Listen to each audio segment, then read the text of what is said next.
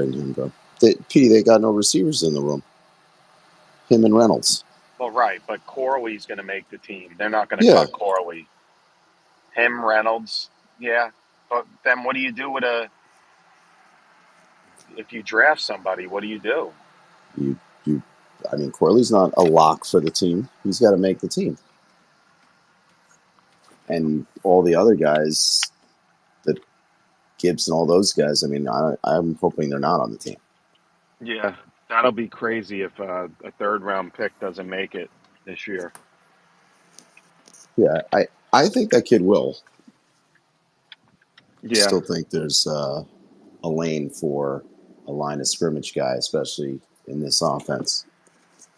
Yep.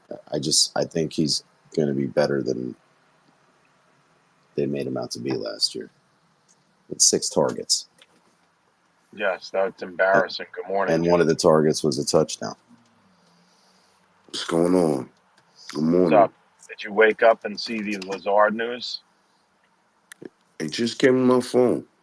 Yeah. It's Yankees victory Thursday. Yeah, it's about time.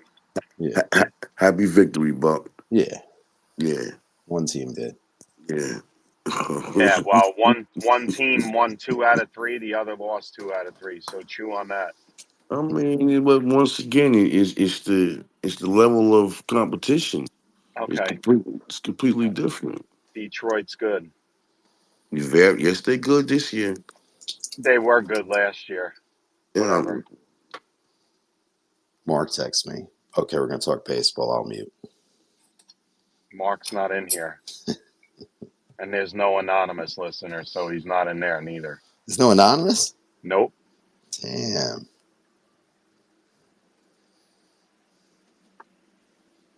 But, yeah, I mean, the Jets are going to run the ball, especially Reynolds and Lazard. I'm sure there'll be a package where, that they take Garrett Wilson out on a run play just to run the ball, and they have Lazard and Reynolds blocking. Yeah. You know what I'm saying? Pete, I've been saying I think we're top 3 in rushing in the NFL this year. Let's see. And I think the demolishing and criticism of the O-line will be a lot less this year. Speaking of demolishing, man, Tom Thibodeau's getting demolished. I'm not worried about that. I don't think he's going to get fired. He's not getting fired. He's not getting fired. Who are you replacing? Malone? Who are you replacing? And Malone is very similar coaching tendencies and styles to Tibbs, you know. It's not like a wildly different head coach. Listen, I would much rather have Malone. Once again, this reminds me of the Yankee situation. You got a coach who can only bring you so far. You can't get past the second round. So now we cut him off, pick up Malone, and we go win that championship like Joe Torre did. Let's do it like that. Wait, June, hold on. Didn't the Knicks make it to the Eastern Conference Finals last year? No, they didn't. They got knocked out in the second round in Game 7 of the Pacers due to all the injuries, but nevertheless, they got knocked out second round. I thought they made it. No, that was the Pacers in Boston, and Boston beat the shit out of them. Yeah, that's what I want. Give me Malone. How long was Gene Michael in charge before the conversion of the... You talking about the Cubs, or you talking about the Boston? No, with the Yankees. When did Gene Michael take reign? Because I know Joe Torre gets all the credit and Buck Showalter gets all the blame. When did Gene Michael? No. Nobody blames Buck Showalter, man. I mean, that's, you know. But when did Gene Michael take things over and all of a sudden trade Roberto Kelly, bring in Paul O'Neill? Wasn't it that in the mid-90s, right? O'Neill came in like 90 what? Right when the Yankees started becoming like 96, dynasty. 97. Yeah. Yeah, I was going to say 95. Wasn't Jeter called up in 90 what? 4 or 94? 5? No. Nah, he was called up. He was a GM in 90 until 95. Then that's when he was replaced. Yeah, Jeter didn't come up until that year that we actually won. Listen, unpopular Yeah, I'm talking opinion about from Michael. me. I'm talking about G. Michael. He was there from 90 to 95. And then he left in 95? Yeah, that's when what's his name came over. Cashman. Yep. When was the Roberto Kelly Paul O'Neill trade? When did Paul O'Neill join? That was Gene Michael. That was around, I think it was around 96, 95, 96. Yeah, I think Cashman was like the underling. I mean, we don't win no chips without Cashman. We'll be Yeah, but clear with that. we could have won chips without Torrey. Unpopular opinion, but like, Nah, look, oh come on, man, look at I don't Torrey think what he so. was 92. before he got I to the don't think so. Yankees. 1992. Yeah, no, 92. That what your trade was. Look at what Torrey was before we got him, man. Listen, look at what we were before we got. Like we couldn't get past. We couldn't do it. We couldn't do it. The minute he get there, we go. We take off and we start a dynasty. You got to give him his credit. I know, but let's not make him Tony La Russa. Oh shit, yo, you's a hard guy, man. Boss. La Russa is like a difference maker, and I like Torrey, but he You was don't like, think Tory was a difference maker, man, with us anyway? no, I think he was the recipient of like a roster for like from heaven. Listen, as good as Buck Showalter was, he couldn't get us past something. Then when you replace him with the coach, you end up winning several world championships. You got to give it to Tory, man. I'm not going to knock Torrey. He Yeah, won, but Posada's rookie year was 95. That was with Torrey. I mean, this is all after these guys. Yeah, he got him in the farm system, G. Michael, but these guys were the manager there when he was the core four was their rookie years under Torrey. Can anybody play the Mets trumpets, please? Oh, you mean Taps? PD, were you born in 1986? What? Were you alive in 1986? Yeah. like you that, yo. That's funny. Yeah, it's been a P long time. P was like 9. Yep. Yeah, I was. I was 10. Or wait, almost 10. Good morning, guys. Morning. What up, Train? Yeah, no, I heard you guys talking. I was like, oh, I got the answer. So I wanted to tell you. Yeah, G. Michael, man, built those teams. Yeah. He didn't get the credit. He was, but actually, people don't really or remember that he was the GM in 80 and 81, and then was the GM again from 91 to 95. So it wasn't 90. But he also, and you guys mentioned the Roberto Kelly for Paul O'Neill. That was in the off season of '92. So O'Neill's first year was '93 with Yes, us. in November. That changed that team, man. Good call. Yeah. That changed that team. The moves that I respect and remember from Torrey were like the small things. Like I remember being like, why is Luis Soho up in a big moment, and all of a sudden he delivered in a big moment? I was like, all right, I can't not like he was did a lot, definitely man. a He did a dugout lot. guy. He was He did a lot. definitely the dugout loved him. Yeah, everybody loved him. Yeah, but I mean, he was an embarrassment of riches too, man. I'm not like that. That roster was crazy. Come on, man. Look, at the same time the roster was crazy, Buck Showalter could only get us so far. Seattle took our ass. 1997. I mean, what was it? 925 wins. I mean, Joe Torre did that. Yeah, come on, man. Don't take away from Joe Torre, man. You can't shortchange Buck Showalter. It's like Buck I Showalter agree. got screwed in '94. The Yankees and the Expos had the best records in baseball. Yes, Collision strike. course World Series. Then they had to strike. Mm-hmm. '95 was a heartbreaker in Game 5 to the Mariners. So Buck Showalter could have gotten there. Facts. And then they got rid of him. I think he was too ornery to where, like, I think he was a career minor leaguer, and I think the players didn't like his, like, he was like the Tom Coughlin type, no nonsense. And I think since he was a career minor leaguer, like, rubbed the players the wrong way, that he wasn't a player's coach type thing. Joe Torre was the exact opposite, like a chill uncle. You know what he had the was? respect. Steve Kerr. And that's not an insult, but he's Steve Kerr. Yeah, the players loved him, and Yeah. he was cool. I mean, and he had their respect. Like, to this day, Jeter calls him Mr. Torrey. June, you got Steve Kerr as one of the best head coaches in NBA history. No, I And don't. that's Tory, man. I don't. But he won all those championships, right? Yeah, it's not hard when you have one of the best shooters in history to go along with. But what, am I wrong? Wasn't Clemens like the third starter in the postseason roster? Like the roster that Tory had to work with was ridiculous. From El Duque to Wells to Clemens. Because the players wanted to play for him. He's a good man. Right. The players wanted to play for him, man. They got to account for something. Here's so how's that differ from Kerr? Buckeye, great Yankees face.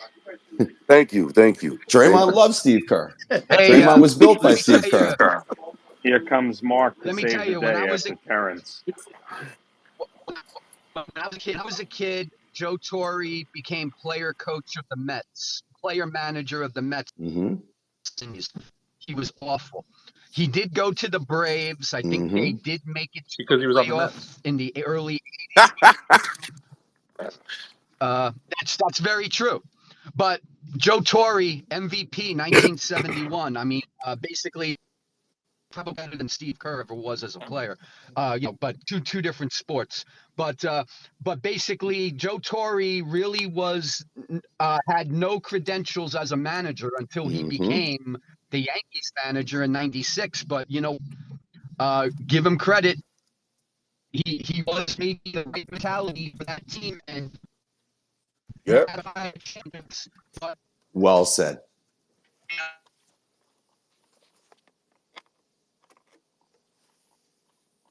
Terrence is in the blender now.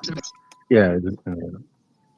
Nah, you guys just don't want to hear me. Nah, I'm only joking. Go ahead. Let Mark finish it off. Football. Oh, geez. Tell you, Mark's gone. Hello, good morning. No, go ahead.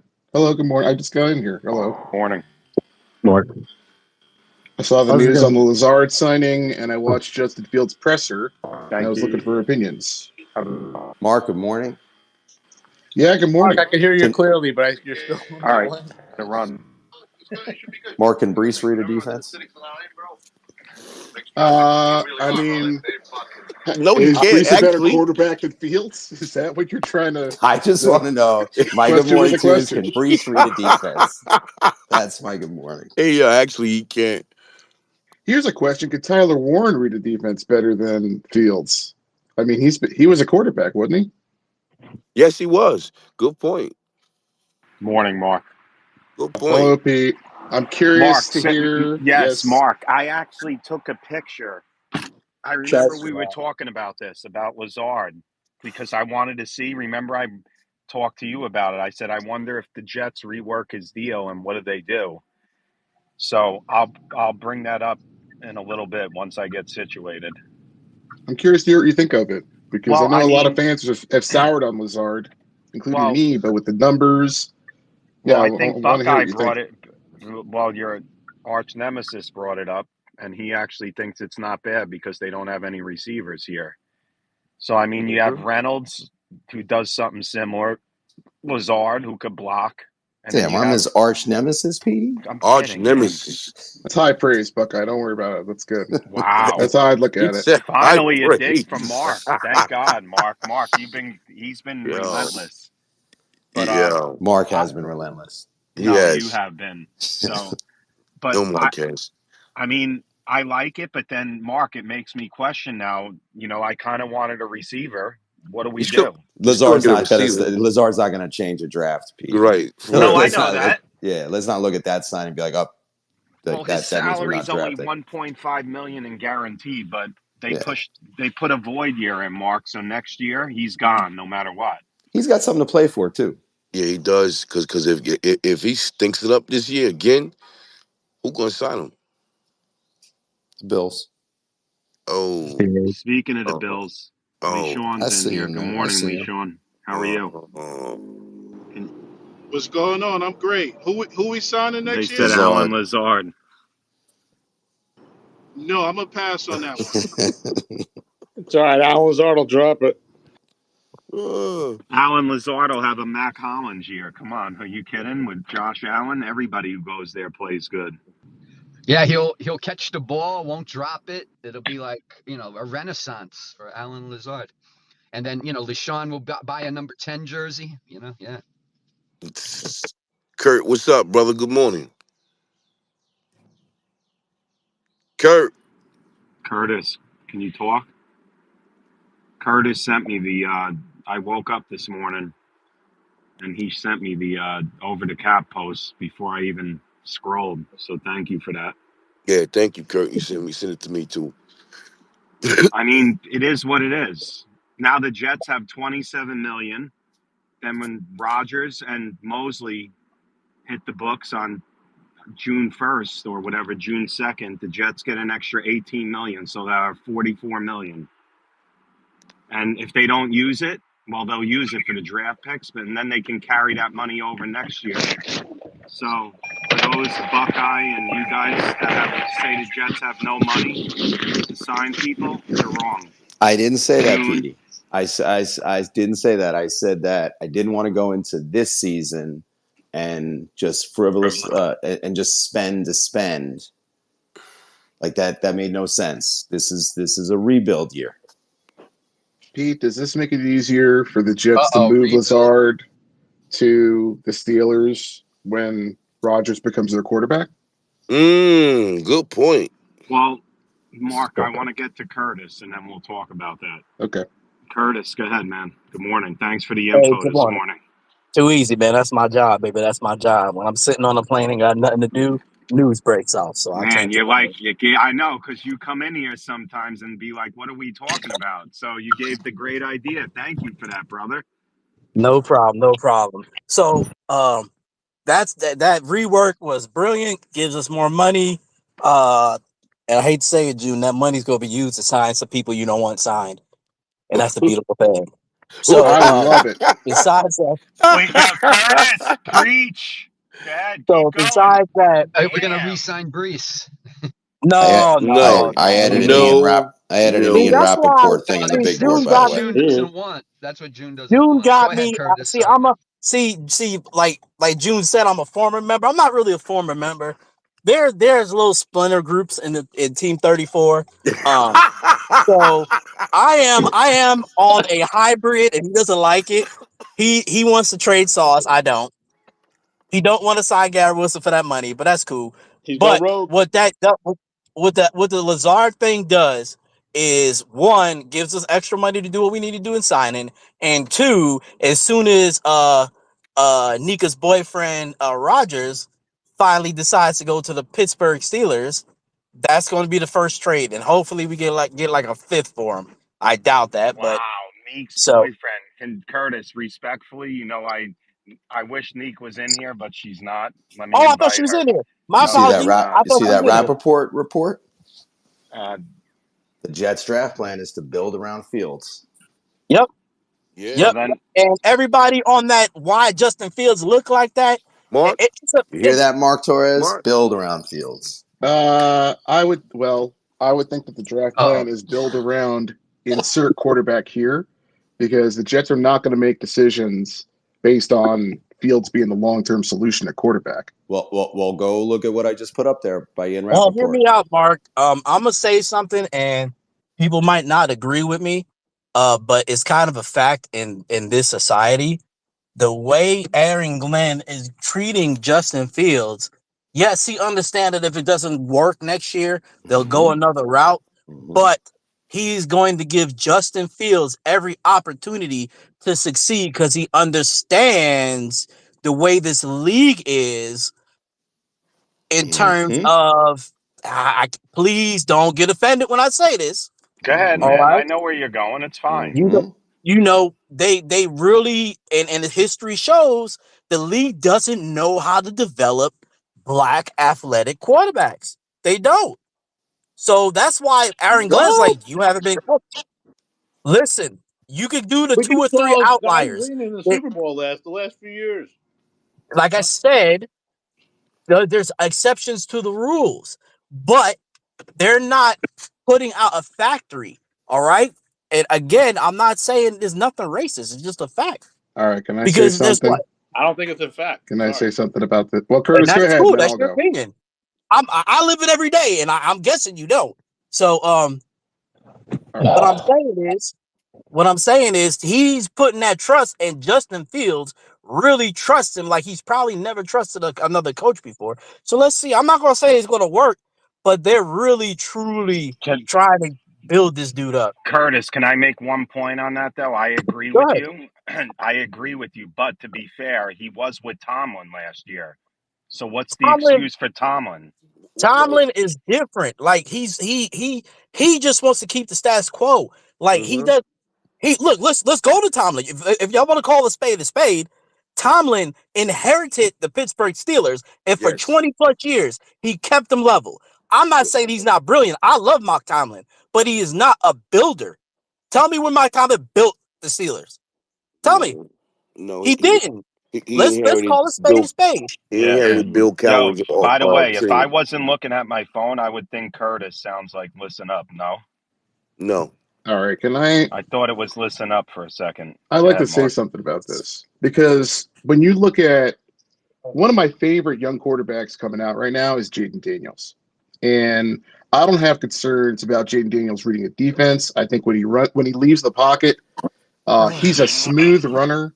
He's looking downfield. Like I think he's one of the promising stars in the league. And I mean, listen, man, if you can play the position, you can play it. Like the criticisms of Fields have nothing to do with anything other than his play. You know what I mean? So I don't know. It's Go ahead. development. That's what I'm saying. Here's my point. There were teams telling Lamar, "Let's try you out at wide Facts. Good receiver." point. So Facts. I get that. I mean, I remember growing up. I think it was like Vince Evans. He was like maybe, and I know there was a guy in the '70s. I forget what his name is, who played for the Bears. But I mean, I'm not the Bears, the Rams. But basically, yeah, like it's a long way to go. Yeah, I mean, I think we've made progress. Yeah, we'll see what happens. But I do agree when you got somebody telling a guy that's basically a star in this league before he became a star. Let's try you out at wide receiver because somehow they don't think he has the tools or the skill set to be a quarterback. I guess there's still a little ways to go because you don't hear anybody saying to you didn't see anybody saying to Trevor Lawrence, "We think you're a tight Yeah, end." but Like he you can't don't see run like. Great point, He's T. proved them wrong and Great won 2 point, T. MVPs. Jalen Hurts has won Super Bowls. Patrick Mahomes has become like the dynasty player. I mean, Best in football. Michael Vick's one of the best players. I mean, saying we can't develop them in this league is crazy. I don't understand that point. May I chime in now? No, what? I was just about to say real quick, Buck. I promise. Yeah. I don't think they set the black quarterback up to succeed.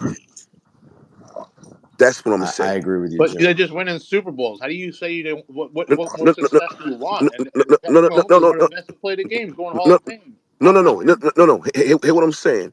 In other words, they don't set them up to succeed by giving them the weapons. And their leash is a little bit shorter than the average I agree. quarterback. Well, the Jets are the exception to that, June. They set up no quarterback to win. That Yeah. is true. That is true. that's Can I make true. a Nobody point sees to That's be a no good point. nobody to sees live no up to the growth arch there. nemesis of Mark? So you said you either can play the position or you can't. Why, when it comes to your beloved Breece Hall, you said the coaches didn't know how to use him? Why is it for a running back, coaches don't know Wow. how to use a running back, but for a quarterback, you either can Good play it or point. you can't? Mark, Good you point. better answer this Good without point. deflecting, Mark. Go ahead. What I You think can't. Brees Hall has natural talents. Brees Hall, if you use Brees the right way, I think he can return to form from Use his him year the right one and way. year There you two. go. So if they use Justin Fields the right way, you said you either can play the position or you don't, or you can't. That's what you Well, said. With which Breece Hall, position they is don't harder use to him right. play? Which position is more difficult to Quarterback. play? Quarterback. Yeah. So look, when I say you can eat, there are certain things you can't. Like Brees Hall has all the traits, in my opinion. Like he's got to put it all He can see a together. hole. He can see a hole. Yeah. If you No, watch he his year can't. one Mark, and year two, the answer is Mark, yes. Buckeye is trying to back you into a wall. Don't fall No, for it. I'm. Defend yourself Well, here. That's a listen, I'm pause. going to answer honestly. I don't really give a shit. Okay. When it comes to Fields, again, like my concern is 80% of operating between the tackles and running an offense. Can he work his way through his reads? And I want to see him develop that trait. Processing, listen, man, you can either, I don't know. There are things you can do to help a quarterback process a little faster, like cutting the field in half and the rest of it. We've heard people talk about that. But I have my concerns about Fields' ability to process quickly. He also had one of the longest release times in the league. He was like well over 3 seconds over his career as a pro. Now, his last year was a bit better than that, but listen, you can't, and he can take off like that. That's a good part of his game, but let's not act like he's an elite processor from the pocket. If we cannot accurately talk about a quarterback's deficiencies, when are we going to talk about it? When it doesn't work, and then we're like, oh, it didn't work. Like, I can't believe it. Listen, lay out the fucking warts now. I'd rather do that, especially when you're leading into a draft where are you going to take another quarterback?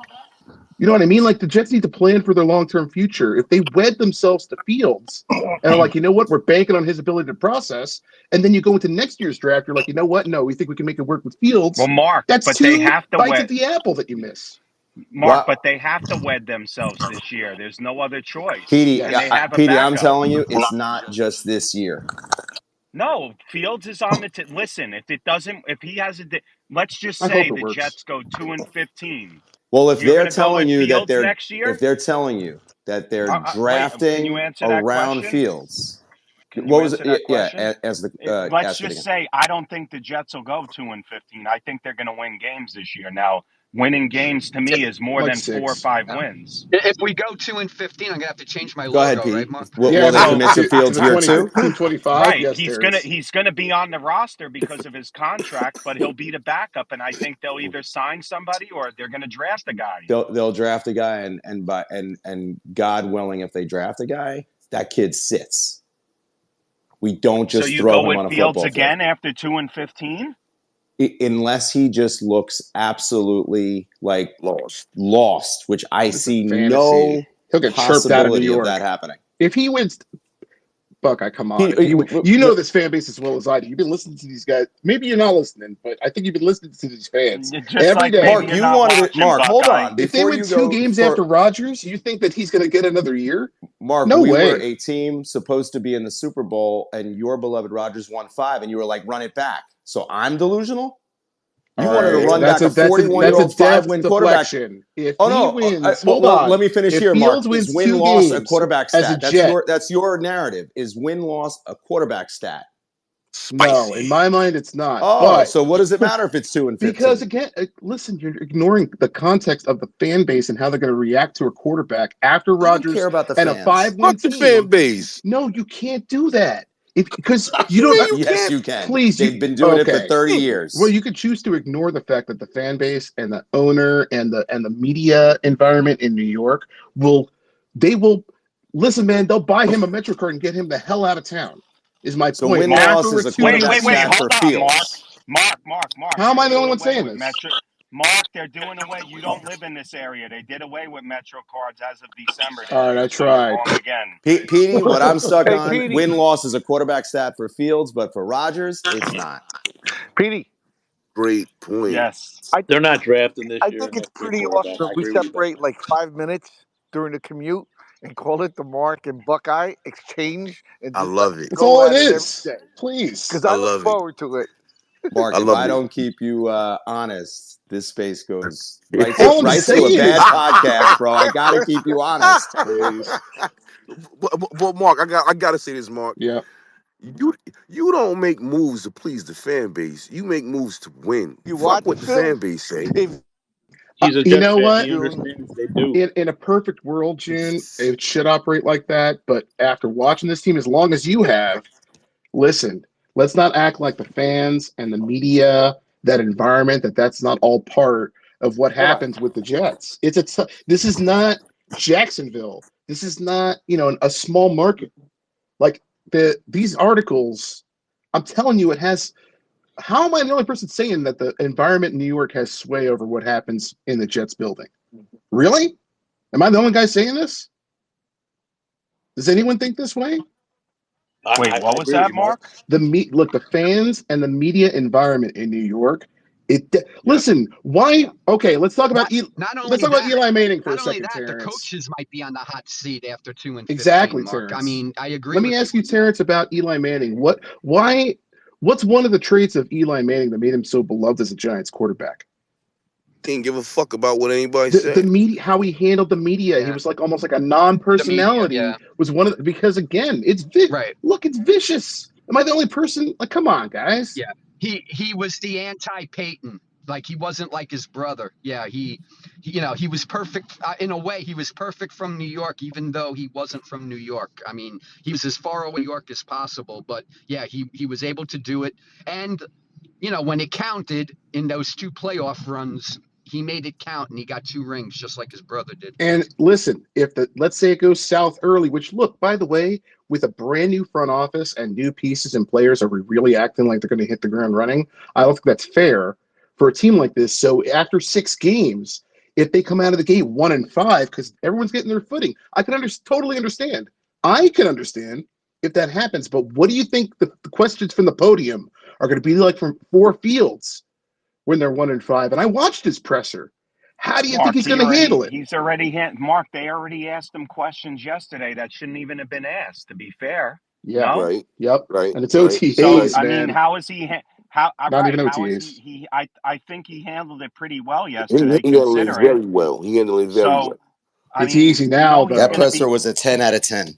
Mark, Holy he's going to be shit. baited into trying to say shit. You know it's going to happen, Mark. It happens every year. It's easy. Thank you. It's easy now when all they got to do is put on shorts and get in the weight room and do shit. What happens after a horrible loss where, he's spinning around in circles like the Colts game, puts the ball on the turf, and they're asking him tough questions? What do we care about that, though? What do we care about that? All right. Well, listen, if you don't care now about we the care team about winning, press conferences. I can't help you care about the team this winning. year I don't, Mark. All This right? year I don't. So wait, no, I think where Mark's going with this, and I'm not trying to side with Mark, because I'm definitely not siding with you, Buckeye, lately. It's been brutal, man. It's like you're not even a Jet fan. Look, all I'm doing But is it's like laughing. you're not even a Jet fan, Petey, man. Like, you I'm not don't have trying to to. have unconditional Turning love to to be a fan. 34. Yes. We're realistic Not Jet even a fans. Jet. Well, see again, Not even a Buckeye. Jet. You don't even let me talk.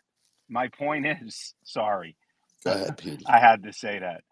So I don't think the Jets are going to be really good. I don't. I'm not going in this year saying playoffs, and I'm not married to the Jets in that aspect. As a fan, I am, of course. I'm going to go to the games. That doesn't make me better than you, but I just think Mark is right about that. They're going to try and it's going to be a cesspool of negativity if it goes to 1-5. I agree with him. And then everybody's going to be run out of town. The fans are going to be booing, calling for people. Who's getting run out of town? Glenn and Muji are not getting run out of anywhere. You don't. Okay, Buckeye. So you don't think if they go 2-15, there's going to be some of the fan base is going to be calling for Glenn, that we'll have a new coach in 2027? I don't care about what the fans have to say. That, but Mark is right about that.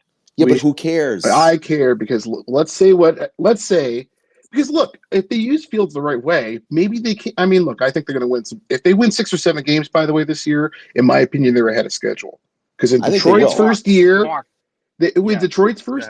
they won like 3 games. Okay, but here's the thing.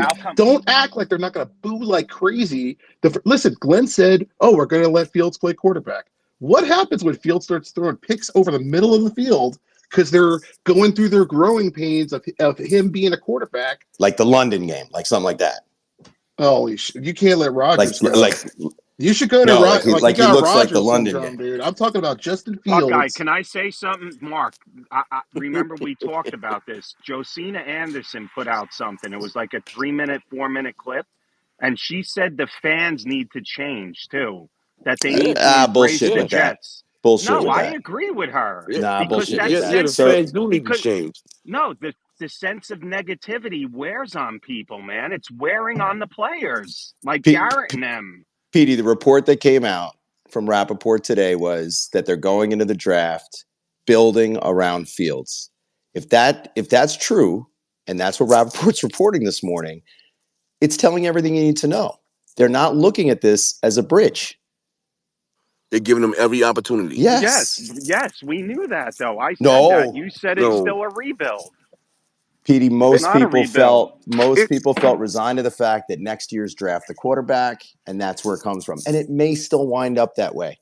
Wait a But second. I'm telling you, Let me ask a the question. GM is not thinking of it that way. Let me ask a question. I got to Because they How don't would believe they're going to be in the top part of the draft to draft another quarterback. Because they believe that he's going to be good enough for them to be 15, 16, getting a good record this year. They're going to put around them. Then they believe in them that they're not going to be in Mark, the top yeah. archman. I have a One question. sec, just Mark. What's your question, and then we'll get to the hand. Here's my question: how would building around Fields and building around any other quarterback be a different draft plan? Like, what are they going to get for Fields that they wouldn't get for any quarterback being the quarterback of the Jets? Like, this seems like a total non-answer. How's this even a story? I'll answer that. If it was Tyrod Taylor this year, if it was Tyrod Taylor, we'd be going into this draft to Mark, draft a quarterback. That's the difference.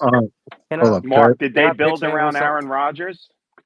They did everything. They They did everything for the I guy. want to hear Mark's answer. Hold on one second, Jigga. Yes, Pete. They tried. Mark, okay, so they did build around Aaron Rodgers. So why wouldn't they build around Fields? No, I'm not saying that they wouldn't do it, but I'm saying it's not like it's an easy non-answer in my opinion because you got to build around if it's Fields or a young quarterback in 26 or they bring in another Bridger. Like you're always trying to build around your quarterback position, and you have the latitude to do that when you're not paying a franchise money for your quarterback. So like you have the room to do that, and they should do that. I like that they're doing that. Well, look, to be fair, the last two quarterbacks drafted, they didn't build around. What? They still didn't build around. Listen, They after built they around drafted Sam Zach Darnold? Wilson, did they add in Garrett Wilson and Breece Hall? They tried to give Zach Wilson weapons. They tried to give him something. Now, it wasn't a great team, all like from top to bottom, but they did try to build. You can't say they didn't try to build around him. I think the problem was more in the OC office than it was with the weapons. Who was Zach Wilson's number one in his first year? Who was his number one wide receiver? Well, you can't. It was bad. You can't do everything in the first. Like you can't snap your fingers. This isn't fucking building an expansion team. Well, who was it? Who was his number one quarterback? Was it Corey Davis? And they signed him, and they signed him that year. Was it? So they had options in the free agent market. Why bringing him as your number one? Who was it, you? Because June Davis. they had to get bodies that year because they had Elijah Moore, they had Jamison Crowder who was undersized, and then they had Moore, Crowder. Am I right? Did Crowder play with Moore or no? Yeah, he did. I think Crowder was there anyway. But my point is, on the free agent market, if you're trying to give your quarterback a number one wide receiver, why penny pinch and give him fucking Davis, a number two wide receiver, but you try to make him a number one? That made no sense. I don't call that building around anybody. June, they had to bring in somebody, and they gambled on Davis's. Yeah, but that's just a guy that they brought in. Right. That's just a guy, right? Look at what they're doing with Caleb Williams in Chicago. Right. Like they are throwing the house to make that work. Yeah. Including coaching. Can I chime in? Yeah, you've been waiting. Go ahead. And then Jigga and Tom Ford. Hey, man. Mark, me and Mark were thinking the same thing because I was going to say the same thing about Lazard's rework deal just to ship him off to Pittsburgh. But the other thing was, I think it's just hot air when they're saying, "Oh, we're building around Justin Fields." You can't tell me that you're building around this quarterback and only have him signed to a 2-year deal. If you really believed in him to where you're going to build a franchise around him, he's at minimum getting a 4-year deal. The 2-year deal is it's really a safety valve to be like an escape hatch. Like, oh, okay, we gave him a shot. We're hoping for the best, so we don't have to waste a first-round pick in 2026. Let's hope that he's good enough to where we can ride with him. But if he's not, we get out no problem. After 2 years. What did Tampa give Baker Mayfield when they brought him in? I'm just curious. What did they sign him to? They gave him a 1-year deal, and then they extended him. Yeah, a prove-it deal because he showed out. I'm just talking about what they're saying. I can't believe what they're saying that they're going to build around him. Yeah, they might draft pieces for him to succeed, but if you tell me I'm building around him, that means you want him here long term. And a 2-year deal is a bridge contract. They're hoping that he is not a bridge, that he could be something more. But ultimately, it's a 2-year deal. Tells me bridge. It's, you know what I mean. It's an escape clause in case he doesn't pan out. But Can I say Jetstream, real something quick. on that? Yes, you can, Mark. No, you beat me to it. Oh wow. Well, Jetstream. Look, to I'm your too point. slow to react, unlike you, Mark. You react to everything Buckeye says and let you know. Well, look, because I can't look the 3-4 shift with the winds, Jetstream. Oh Because my God. a little while ago, a couple of rooms ago, Wait, is and the ongoing, they were 3-4 in telling the you, Jetstream, Mark? Petey, interrupt him, please. yeah, No. they're lost in space. I don't know just what did. they're Yeah, thinking. we're lost But in space. look, here's because what they keep saying, if you listen, what they said earlier was, oh man, this Fields deal is terrific. What they do, they can get out. They have a push button, pull ripcord in case of emergency with Fields. They can get the hell out of it. Now they're like, oh, wait a second. No, maybe that's not what they're we building said, Mark. See around what I'm this guy. saying? That's not This is what we said at incredible. See what all. I'm saying, Buck? We This is said there's a great. scratch ticket lottery. That's That exactly what we Jesus. said. it gives us the possibility Yes. to Wait, so not you're going have to to the draft a quarterback. That's wait, what so was you go. said. Hold That's on. what was said. Hold on. So okay, so that's even worse. So now you're going to the corner store and you're buying a scratch off, and you're building around your scratch off. Get out of here. They're building around the quarterback position, regardless, is going to be the draft strategy going in. Any other strategy, in my opinion, is foolhardy because you don't know what Fields is going to work. So come And on. that's correct. That's correct. Nor do you know if you draft a quarterback that's going to work. But they've got a Facts. 25-year-old kid with ability And experience. and now you've got coaching that believes in the ability, and they want to run it. That's all. You weren't going to do that with a 41-year-old. You weren't going to do that with Tyrod Taylor, who has 12,000 passing yards in a 15-year career. There was no hope there. All There right, was then no let me hope ask there. a weird question then. What would the draft? Okay, then let's ask a weird question. What would the draft strategy this year have been if Rodgers had been the quarterback heading into 2025? Do you think they really would have done this any differently? Mark, you got to go for it then. If it was an all-in We probably would have traded our first, our second, and our third. That's probably what we would have done. Stuff. They would have kept Mark. They would have brought back DJ Reed, all this stuff. Exactly. They would have did all that, Mark. Yeah, I'm asking about the draft strategy is what Mark, I asked. Would they have drafted any differently? Yes. All right. They would have brought back Reed in them, and I think then they would have taken the best position they need, which would be what? Wide receiver? No, I don't think they would take No, Petey, they would have still thrown gone another right thing at the tackle? offensive How would it line. have We're just going to changed? keep because the pass protection, a statue But you got to Mark, protect. Adams would have been back too then. Devontae would have been back. Hey, look, can I say something real quick? So would Hackett, by the way. These are all free agents. You guys are. How come you guys aren't answering my question about the Devontae draft? Adams wasn't a free agent. Hey, look, Holy. can I say something real quick? Mark is crazy, all right? Let me just say this. Mark says he wanted Aaron Rodgers back, but yet he wanted to keep Garrett Wilson, and at the same time, he blames Brees not having a good year for Aaron Rodgers. I don't understand. Yes. How does any of that make sense? Yes. And Devontae It's Adams, easy. you want about? Yep.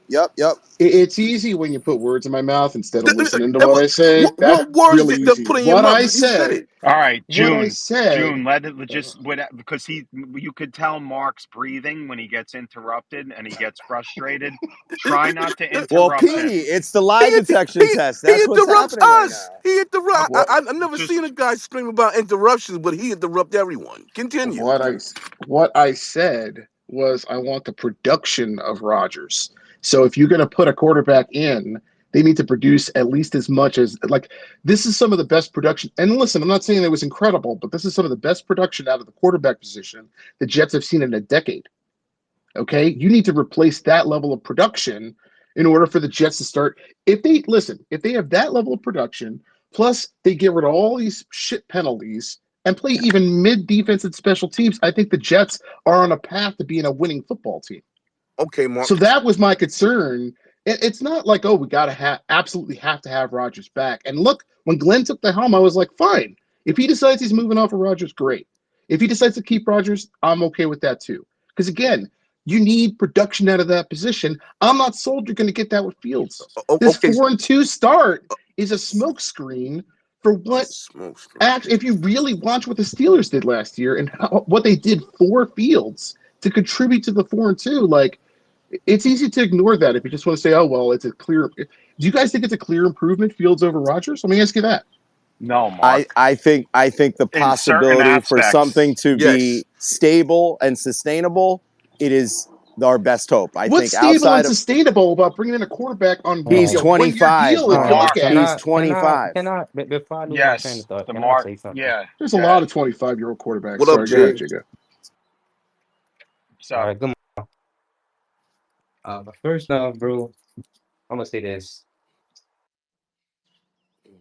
See in the blender? He Hold on, going yeah, I in and don't out. hear you. Yeah. hold Jigga, on, come wait. back. I'm in the. Oh, I'm there wait. you Hold on. are. I'm just give me. I'm in the elevator, so it's gonna do that. Let me get out the elevator. All right. All right. What floor are you going to? The six. I'm on it already. Anyway, all right. So as y'all can see, y'all all made valid points, and I agree with most of the things y'all saying. If I was y'all, I would just look at this as an opportunity that the Bears didn't give Justin Fields. Facts. The That's roster is fair. fairly the roster is fairly the same. The only difference is I think the Bears O line is better right now. Y'all have a better running back than I think Brees Hall as of right now, but his availability is this his best ability. And once he's on the field, he's good. But when he's not, everything goes sour. Um, I just think, bro, y'all got to look at this as like the Jets to me from outside looking in is not a bad team. Like it's not the Jets from 10, 15 years ago. It's not the Jets from 6 years ago.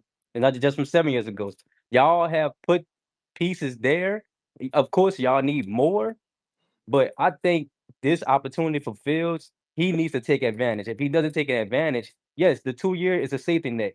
But if you don't think that they're going to put pieces here right now or within this year and next season under Aaron Glenn, you're delusional. Why would you get a quarterback and pay him and keep him for 2 years if you're not going to put pieces around? No, you're going to It put doesn't make pieces. sense. You're going It's to a put good pieces But point. around them. but if it but and it's another thing. If Fields can't be on the field, that's the reason why they gave him the 2 year and it wasn't that much of a high of a ticket because they know sometimes Fields could get hurt because he run a lot. And if he doesn't, if he's not on the field and he's like, let's say for instance, boom, God forbid, knock on wood, boom, Fields gets in there, he only plays 5 games. All right, cool. Now y'all can look into all right. His problem is he can't stay on the field. Now we could draft the quarterback. To me, in my eyes, bro, I don't know how y'all schedule is and who y'all play this year. Y'all can tell me right now, and I could probably look at. Do y'all play the AFC South? No, we play the AFC North, Mm. and I believe we play the NFC Yeah. South. Yes. Yeah. And then So we we got the play Atlanta, Browns. Yeah. Atlanta, the Right, Saints, right. Carolina, and who's the other team? And Tampa Bay. So for Um, me, I would say from outside looking in, because depending on the offseason and the draft, things tend to change. I think, and you can call me crazy, based off how things looking. If y'all playing the AFC North, which is what you say the AFC what? North, Pittsburgh, Baltimore, All Cleveland, right, and Pittsburgh, Baltimore. All right, y'all play the the North, other team, cool. All right, and y'all got the South and the Bengals. NFC. Right. They win I in would 6 or 7 games. it's to me the floor of wins on the fields. I think he could give you 5 to 6 as a team totality height. Like as far as how many wins I think y'all can win if y'all have a really good season, I'm giving y'all 10 Wow. based off Well, that's really based off good. who y'all based off who y'all. I'm saying if y'all playing really good, so that means that's like y'all at 10 or 9 wild card. Reason being, I think Aaron Glenn can fix a defense better than what Ben Johnson could fix an offense in one season. If your defense could come on top, game in and game out, I think their best teams right now is the Bucks and the Falcons. The Saints got a ways to go right now, and the Panthers, I think they're gonna play good this year, but I don't think they're gonna play as far as an elite level. And if they do that, that means that they are doing some really good things this offseason. And I think the Panthers are doing some really good things this offseason. But you got to think about within your division as well. The only team that I see, I like the Dolphins, but the Dolphins been on and off. The only consistent team in y'all division been the Bills. Correct. I think the Jets can split with the Dolphins and And that's Patriots. and that's the thing. And if I think the reason why y'all went got Fields, it's a risk reward thing, right? Y'all offensive line not that good. Okay, all right, we're gonna get a quarterback that can get out the pocket. Hopefully we can make some throws. Maybe y'all get Tyler Warren, maybe y'all get another receiver, maybe y'all draft back and get multiple players that fits that scheme. Y'all might trade back and get three players in the top 100. Of course, you want to pick BPA, but with the players they have in this draft, you might get two players within the top 20, within the top 40, and you'd be like, all right, I'm cool with that. If they can play now, I'm cool with that. Whether it's offense or defense. People talking about these receivers being slow like Restrepo, Burden, Isaiah Bond, Higgins. You get anybody that can be an asset to Fields. Fields can throw the ball. Not like don't get it wrong, but it's all about what your OC is going to do to develop Fields, and what Fields is going to do to make sure that he stays on the field. The Jets are not like I Yeah. honestly speak when I say this, and I say the same things about the Commanders last year. I said y'all quarterback away. If the quarterback can stay on the field and keep y'all, be all right. But it's all about what Yeah, I don't know if, but go ahead, go. Jigga, I don't know if the Jets can transform into 12 No, no, and no, no, 5 no. though, I'm to not be saying. See, fair. I didn't think the Commanders were going to be 12-5. I gave them 10 wins. But you got to think about it. They beat the Bears at the buzzer, and they beat and they beat the Eagles at the buzzer when they didn't have their quarterback. That's two wins that they won off Hmm. of, off a buzzer and off of, you know, shit. All right, the Eagles was resting Hurts. All right, cool. Then the Bears being undisciplined and losing with 1 second left because the other dude won't celebrate in the end zone. Like they was supposed to have 10. If you look at it, they were supposed to have 10, but a lot of things happened and they fasted and they took advantage. Now, is Fields going to take advantage Yeah, and win 6 to 7 games? Who knows? But do I think this is going to be a 2-15 team? No, I do not think that. Do I think it's going to be a 3-win neither team? No, do I do I. not think that. Not under Justin I Fields. agree. Jigga, I got to get Oh, yeah, to that's cool. That's Tom, cool. Yeah, Bobby, and that's Neil, all cool. Yeah, that's right? cool. All right. Thanks. Tom, go ahead, and then I want to get Bobby and Neil in. No, Good no morning. problem. Morning, Morning, Bob and PD. Neil. What's up? All right. Morning, PD. Morning, June, Mark, and everybody else. Jigga, I gotta agree, and I was nodding my head a lot what you're saying. And as many Jeff fans have said here and on Sports Talk Radio, the old way, as I would like to say, from your lips to Wait, God's ears. Tom, is this fitting? Jigga's on here and you're Tom Ford? A little Jigga bit. dressing Tom Ford. A You know little what I bit. mean? Yep, it is a little fitting. Not intentional falling behind you, but it's fitting. So I appreciate that. 2 weeks before the draft, so we're getting down to it. The mock drafts that we should pay attention to really should count to see what the trends are. Rappaport's report saying go around Fields. I feel like this was just a semantics argument. Like Mark was right, but Buckeye, we were all kind of right as far as that goes. You're just building around the quarterback position. Like I think it'd be less heat among everyone here if we just said we're building around the quarterback position. Now I think they mentioned Fields just maybe because they just want to make sure, even though we know Fields is actually tough, he's classy, handles everything quite well for, never mind 25-year-old, for a lot of quarterbacks in the league or players in the league. Like he's a true professional. Because in my office, I got a couple diehard Steelers fans. They're still upset the Jets have Fields to this day and saying we blew it by not putting him back in over Wilson and all Isn't that. that So interesting, they're Tom? upset. Isn't that interesting that a fan base, and there's several of them that have talked about they're upset losing him? Who was upset that we lost Zach Wilson? Who was upset that we lost all of our quarterbacks? Mark About was. Zach Wow. Wilson? Thanks, Pete, for the carom. You know what, Mark, I'm Pete? only kidding, Mark. I know, but Mark, Ouch. come all right, on. Just continue. I ouch. need to lighten up Good the Tom. room. Good Tom. Sorry, Mark. All right. My apologies, Mark. That's right. It's all right, fellas, on that. But look, as we've been saying, like Jigga says, BPA, best player available. And I want to chime in a little earlier, but I was driving through the blender, so that's why I was going in and out on that, Petey. When they mentioned if Aaron Glenn could have, maybe his motive or whatever, just his own bias or whatever, because we all have biases. It is what it is. That's just reality in life. But I remember seeing quotes earlier this week, or maybe late last week, I believe from Dan Campbell as well, backing why his faith Glenn's going to do well with Justin Fields, because they were glad when he was traded out of the division to Pittsburgh, because he was a nightmare to prepare for as far as Detroit goes. And if Glenn's remembering that and basing it off that, like I've said with Glenn, he's going to transform the defense most likely to get back to what it was a couple years ago. And because that defense did cost us some games, as we know, let's be real. And see what he can do with the other passing coordinator getting an upgrade from Detroit. Because Fields, like we said, it's a lotto ticket, but it's just a matter of hopefully, is it going to be one of those higher value, overexpensive ones where you typically win? They're gambling. Exactly. They're gambling, and if it works out, they're going to look like geniuses. Yep. And if it doesn't, oh well.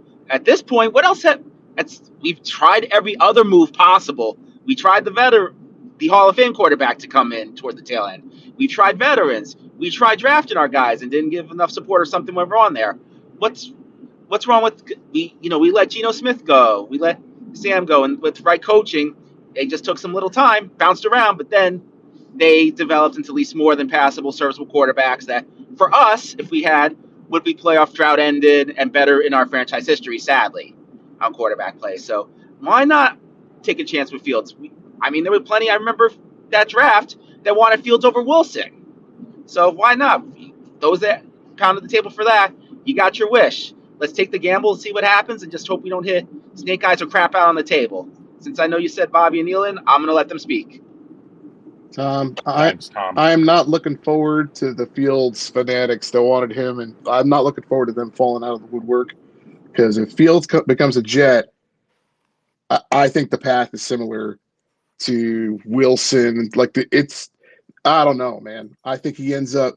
It's the same. It's the Chicago scenario again, and he's playing somewhere else. I don't think he would have been the long-term answer if the Jets had drafted him initially. It's just my opinion. Mark, I think Curtis left, but Curtis may be onto something too, because I think Glenn is going to relate to Fields big time. That maybe Tomlin wasn't talking to him. Glenn is going to be in Fields' ear a lot. They're going to be best friends, in my opinion. So that's just my 2 cents on that. I'll believe it when I see the shit on the field, Pete, honestly, because it's another defensive-minded head coach. And listen, I know confidence is a big part of it, but in Fields' presser, he doesn't look like he's lacking for confidence. Hey, Pete, I don't normally agree with you on everything. Obviously, I don't. But I agree with you on that. I think they will be real close. Yeah. And that was where I was getting this point-wise too, Petey. Thank you on that, because that's what I was trying to say. Yeah, it's fine. Don't, listen, we can speak in here, okay? You're not going to get shot down. June and I have disagreements. All the time. Mark and I definitely do. Who cares? All the time. Buckeye and I have been lately. I don't know what's going on with him, but for sure. So it is what it is. But hey, we got our takes, and that's that. Neil, I want to talk to Bobby about some of this draft stuff, because I saw Bob put out a mock draft, but can you make your point real quick? I know you've been waiting, and then we'll go to Bob. Yeah, I was just going to address what Mark asked. What's the better quarterback situation, Aaron Rodgers or Justin Fields? And, when Aaron Glenn gets hired, right, the monkey on the back is, what's he going to do with Aaron Rodgers, right? Like, that's the $1 million question. Everyone who knows me comes up here. I'm a Dolphins fan. I'm not here to give Jets flowers, but they made the right move to get the elephant out of the room.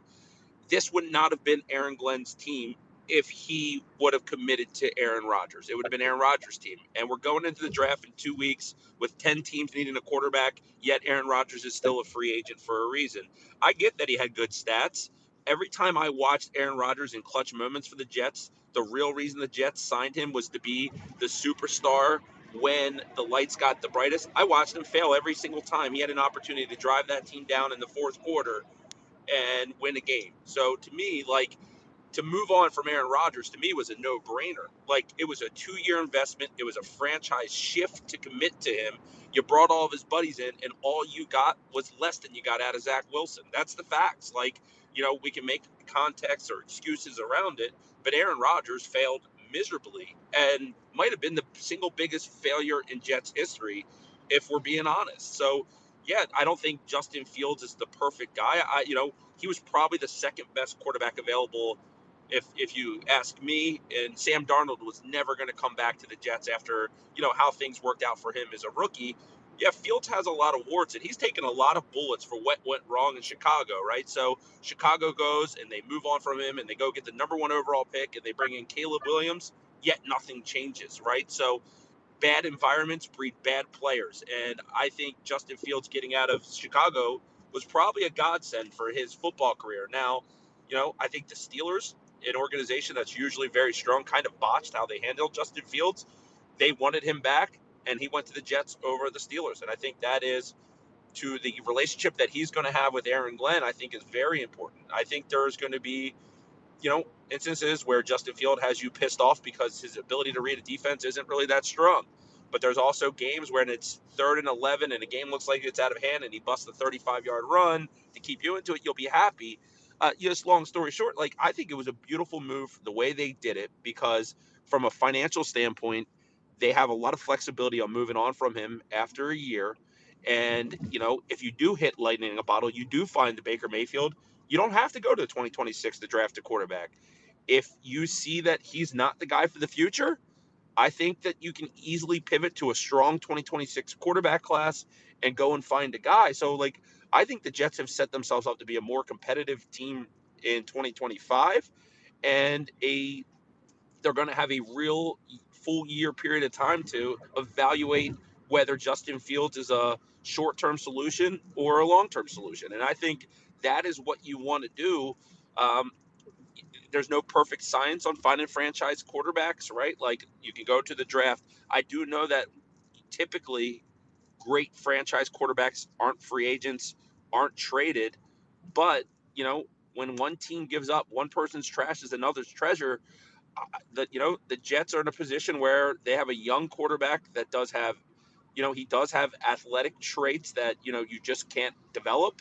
And if he's able to kind of be coached to be a better, quarterback from the pocket, they could find lightning in a bottle. I don't think there's any certainty either way. But as a Jet fan, I would say, God, this is a much more fun of a ride to take the Justin Fields Express than it is to sit on the Tyrod Taylor train, right? So that's just my 2 cents. But man, moving on from Aaron Rodgers to me was a no-brainer. I think if I was in charge, I would have done that move 10 out of 10 times. So I think Aaron Glenn, Muji, and the guys started off on the right foot, making the right decision right out of the gate. Pete. Neil, speaking of moving on, I don't want to get into details yet because we don't know. Yes, Mark, I'll answer that. Should the Dolphins move on from Tyreek Hill? Yeah, PDI, if you remember, I was the guy last year at the trade deadline saying to move him, and everyone's like, you're an effing idiot, Neil. Why would you ever do that? He's one of the best players that I've seen in my recent life wear a jersey, but he's one of the most unserious players I've ever seen. I'd flip him for a 3rd-round pick tomorrow. I actually, you know what? I'd flip him for a 5th-round pick. I just want the money off the books, and I want him off my team. Where there's smoke, there's fire. I'm not going to play investigator or lawyer. I just know that he's probably had more off-field incidents with his wife than he had touchdown catches this offseason. It's like I think he's an embarrassment and a disgrace. I don't want him part of my team, despite him being good. I'm over Tyreek Hill, and anything we can do to get him out of here, get him off the team. That's facts. He quit. He quit on y'all. That's crazy. Shit, bring them Minnesota. And I think he holds back Jalen Waddle, to be honest. I think Waddle's a better player than he's been producing lately, and I think he has to live in Tyreek's shadow. And I also think Tua is too, if you look when Tyreek's on the field, how many targets he gets. I think the Dolphins' offense is too Tyreek-centric. I'm all about moving on from him. My opinion on the Dolphins is this going to be what I call the blow-up year, where, the personalities that are there, they haven't been meshing for a year or two, and I think this is where everything implodes. Yep. Mark, you were going to say something, then Bob, I want to talk to you. Yeah, I mean, when I hear folks talk about Fields now, I hear a lot of salary talk, and I think it. Uh, uh, if we're acting like this wasn't anything other than a consolation prize, I think we're seeing this. I don't think we're seeing it the right way. Listen, if this were a better quarterback draft, do you think that Fields would be? They would have gone with Fields. No, because you have Tyrod Taylor there, who folks tell us is a good mentor of quarterbacks. They would have picked somebody this year's draft. With a new coaching staff in town, Mark, that's but what would have happened. Let's not act like because the yeah, but quarterback class is shit or perceived to be shit, that's the reason why Fields is the quarterback. Like, I don't understand Mark, this. they did get the #1 quarterback though on the market. No, Pete, sorry, my Mark. earbuds been going in and out. Look, great. Listen, I heard Buckeye say, "Oh, but isn't it something that the Steelers fans really were mad and they wanted him back?" Listen, wait till you get a couple years, like a couple games in, and you're like, "Wait a second, are we seeing?" And I'm not hoping this. Believe me, I'm not. But his ability, his processing is a question mark, and it's all new pieces, particularly on the offensive side of the ball with the OC. Like, what's this OC's track record with helping a young quarterback? He doesn't have one. It's faith, and I'm fine with faith. Like, I get it. But let's not act like Justin Fields was the belle of the ball. If this were a better quarterback draft class, I'm sorry, we would not be talking about Justin Fields as the I, Jet I, quarterback. I don't think he's the bell of the ball at all. I don't even think he's a top 25 quarterback in the NFL right now. But I will say this: I don't think the Jets roster is ready for a young rookie quarterback again. That's what they did with Darnold and Zach Wilson. They got the quarterback before the roster was ready, in my opinion. But I Neil, in that scenario, what you do is you can look at what's happening with Shadur right now. They're saying, okay, you know what? Draft him and sit him for a bit, and then you use this year from rounds whatever, 2 through whatever, to like build your team out. So then next year that young quarterback is ready to take the reins. I am not in favor of drafting a young quarterback and putting him in the starting role this year. I agree with you there. But I don't know. Go ahead, Neil. No, like it's one of those things. Finding the franchise quarterback is one of the hardest things. It's like that Waldo book when you were young that had all the Waldos, and you had to find the right one that had the hat the right way. You know what I mean? It's tough, man.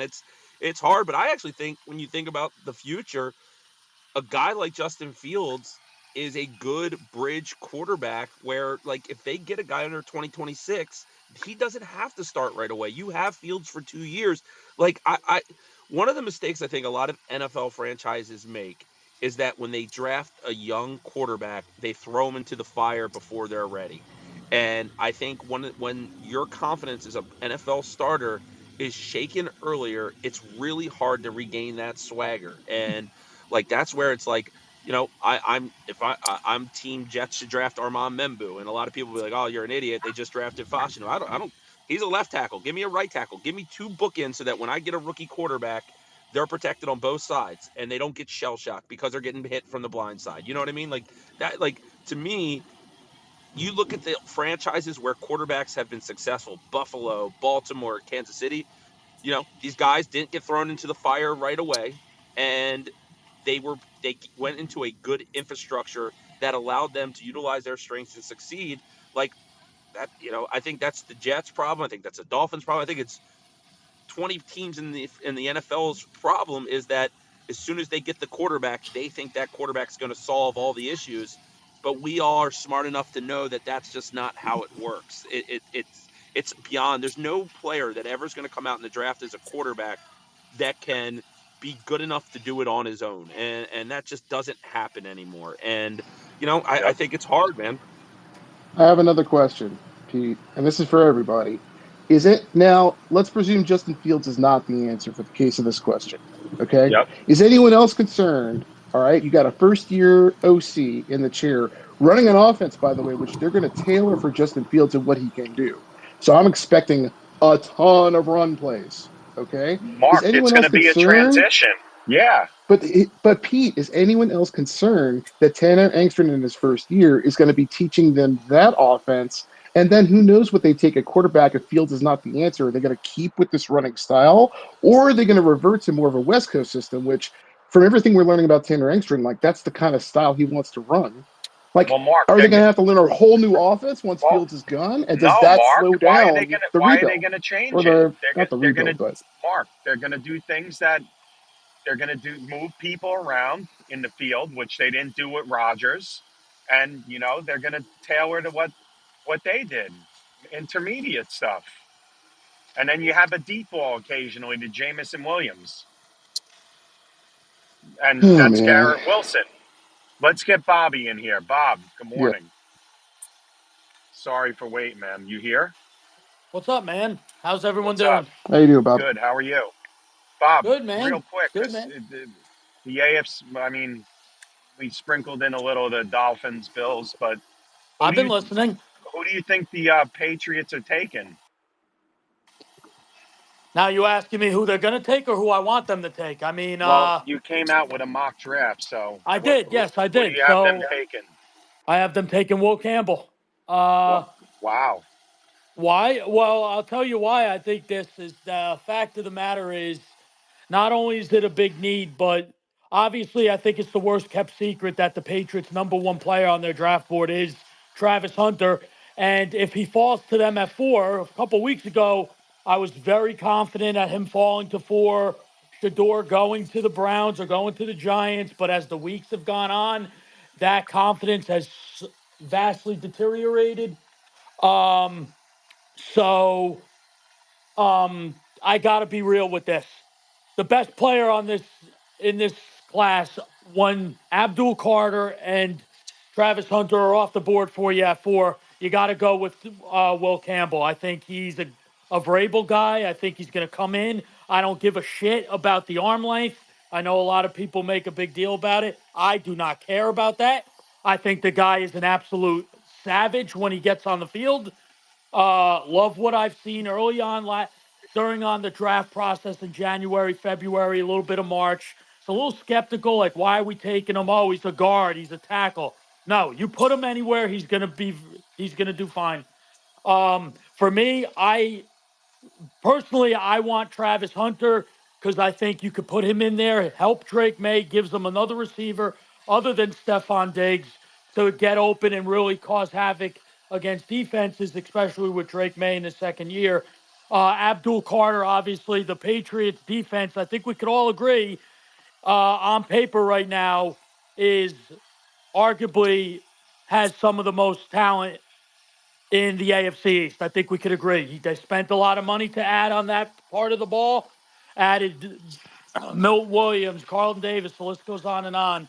And adding Abdul Carter with Harold Landry. I don't think Harold Landry's a double-digit sack guy. I think he's going to be a productive player for us. He'll get after the quarterback. If you're not getting here's what I care about, guys. If you're not getting sacks, I want to see the pressures. Pressures are just as good as sacks sometimes and interrupting plays. So, in terms of that mock draft for the Patriots, that's what I feel they're going to do if Abdul Carter and Travis Hunter aren't there.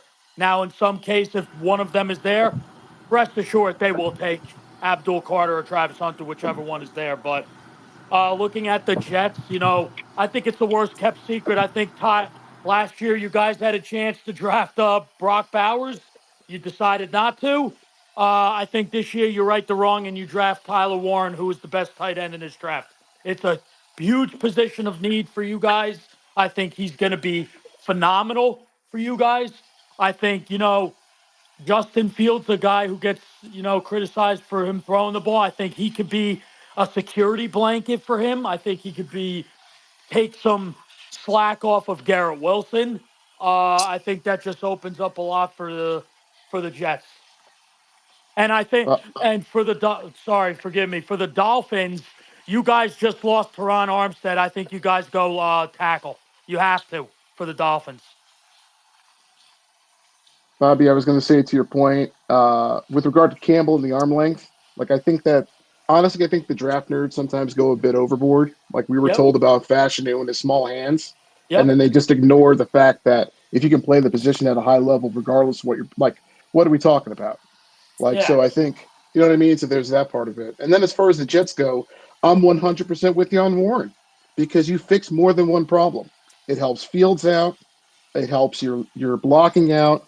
It's a true dual threat. Like he helps out in blocking. He can catch over the middle. And listen, If Fields isn't the answer and you get a young quarterback, that young quarterback's going to need a capable tight end who can Right. who could be in the seam and be a big target and easy to hit. Like, Yeah. in my opinion, it's a no-brainer. But that's assuming Membu doesn't. If Membu falls to 7, I think the Jets are going to have a real tough time if they have to choose between Membu and Warren. In fact, I'm curious what fans think. If I think Membu and Warren are available at 7, Well, who do you wait. take? Is there a I chance? Is there a chance Campbell and Membu are gone I before think 7? so. Yeah, I think Because so. Jacksonville. Jacksonville. Yeah, Because watch Jacksonville. Yeah. yeah, that's what I was gonna Well, say. Go ahead. well, Good point, Mark. Before. Jacksonville, keep an eye on them for Mason Graham. I know a lot. I have a buddy who's a Jacksonville fan, and he doesn't see the fit for Mason Graham. But I mean, come on, the guy is one of the best D tackles in the draft. You could add him to that Jacksonville D line. I think they would be forced to pass up on him. I get they need help on the O line, but look, I think this draft class is very rich in offensive tackle. So obviously, Membu and Campbell are the tops. I'm very a guy who's not really being talked about as much anymore. I'm not sure why. Kelvin Banks from Texas, I like. I think he's pretty good. Josh Simmons from Ohio State is not bad.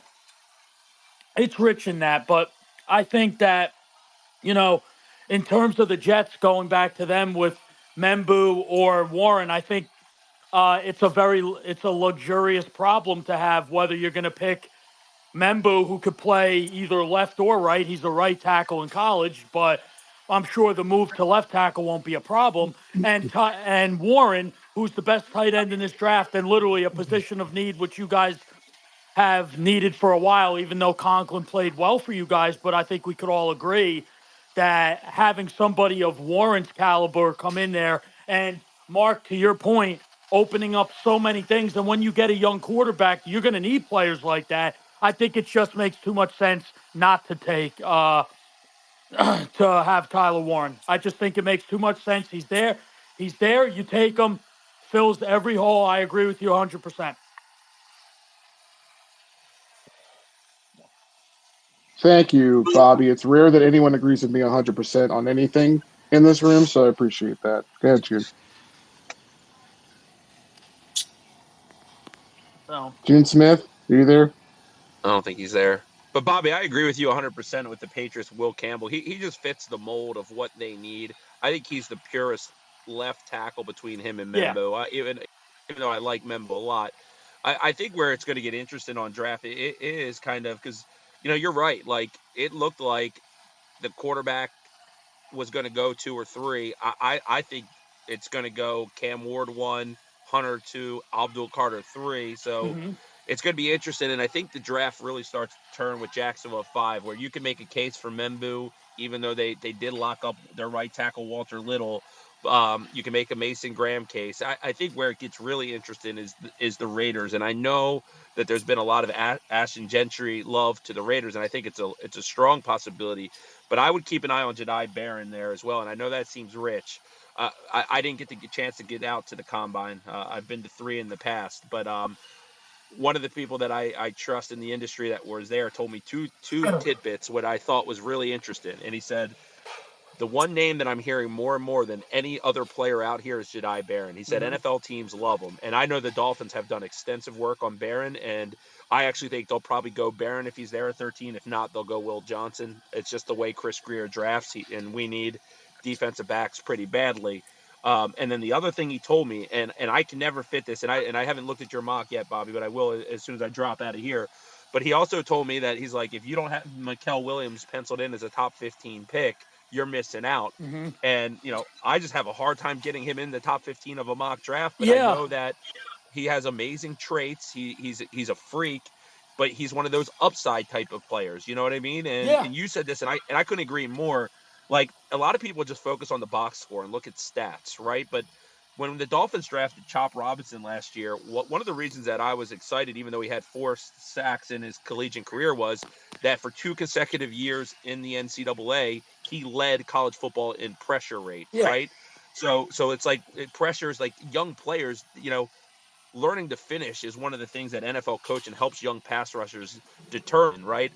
Yep. Shamar Stewart's an interesting name that I've seen linked to the Jets a lot, and he's another guy I think had 4.5 sacks. He tested unbelievably athletically. Like sometimes it's a projection of what these players are going to grow into more than what they actually produce, at a collegiate level. I just have a hard time finding Michael Williams, getting him in a top 15 of a mock draft, but like I know the NFL's higher than him than draft Twitter. Yeah, I agree.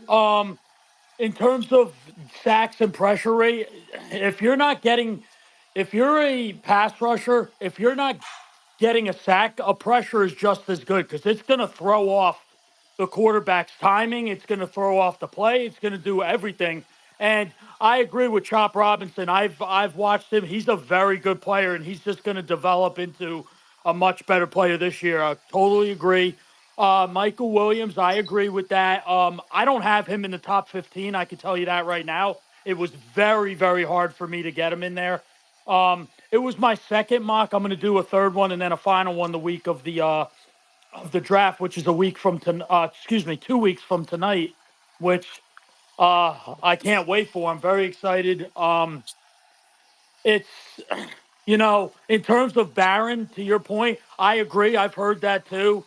He's that's a name that's jumping up draft boards lately. I think he's a really good player. Will Johnson, I think, is a phenomenal player. I'm really excited for this draft. It's rich in, I think you could agree with me, offensive line, defensive line, I believe, and also running back as well. 100%. I think if your team needs are at trench play, it's an awesome draft. In the interior offensive line, some of the tackles, and you mentioned Kelvin Banks. Like Kelvin Banks is probably one of the best pure offensive tackles in this draft. A lot of these guys are for lack of a better term, tweeners, right? Guys that can start inside and kick outside. And Jonathan Ogden started at left guard in his career. Laramie Tunsil started in Miami as a left guard, right? Like it happens, and like it's I, I live in Baltimore, but I'm a Dolphins fan. But one of the things I've always been impressed is with the Ravens' ability to stay true to the trenches when it comes to the NFL draft. And I always tell people this, like, if your draft is boring, a lot of times you're doing it right because you're focused on trenches. You're building, Yeah. You're building from the inside out versus the outside in. And the Dolphins have been a team that's always tried to build from the outside out. Give me a corner, give me a pass rusher, give me receivers, and it just doesn't work. So like Yeah. that's where like for me like the guy that if I could have any player in this draft and I'm a Dolphins fan, like I think it would be Abdul Carter if I'm telling the truth. But my number two guy would be Armand Membu, just because I truly believe that he comes in and he has the ability to totally reshape an offensive line. And I think, like for you guys as the Patriots, right? Like you need a left tackle. Like at 4, Yep.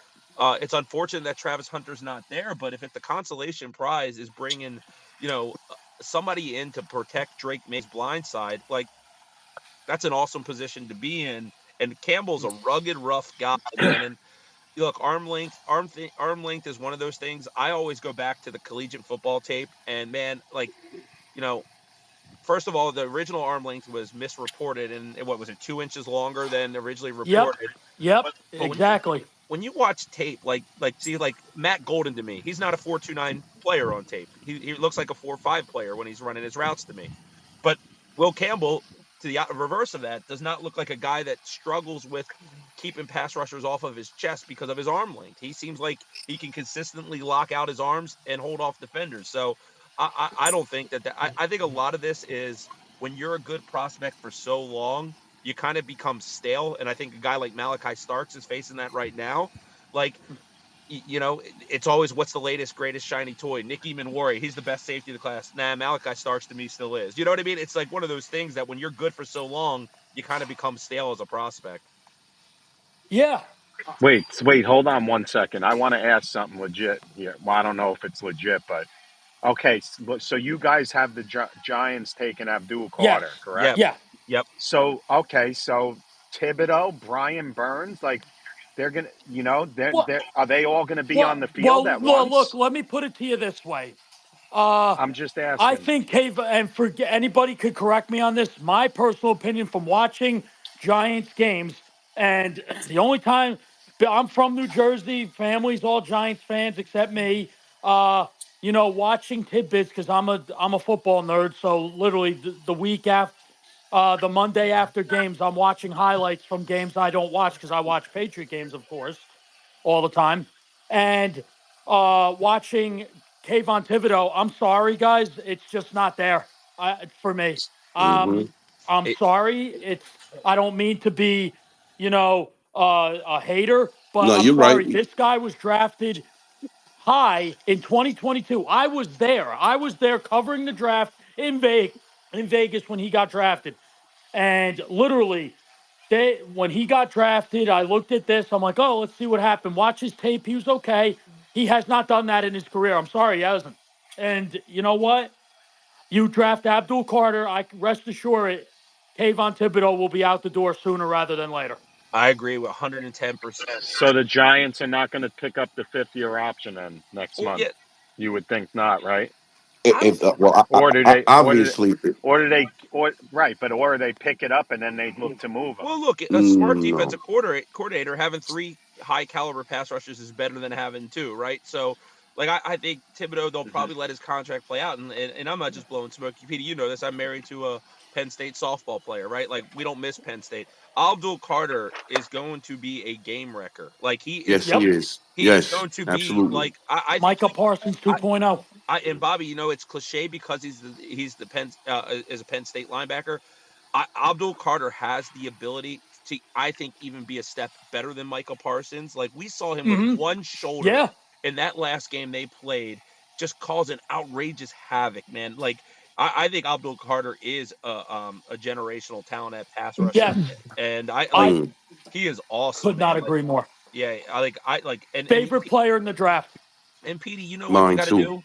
That's a hard scenario when you're standing down the barrel of needing a quarterback. You need offensive line. You need everything, but you got to be smart, and you cannot let a player like that get through your hands. And I'm pretty sure I can speak for Bobby on this.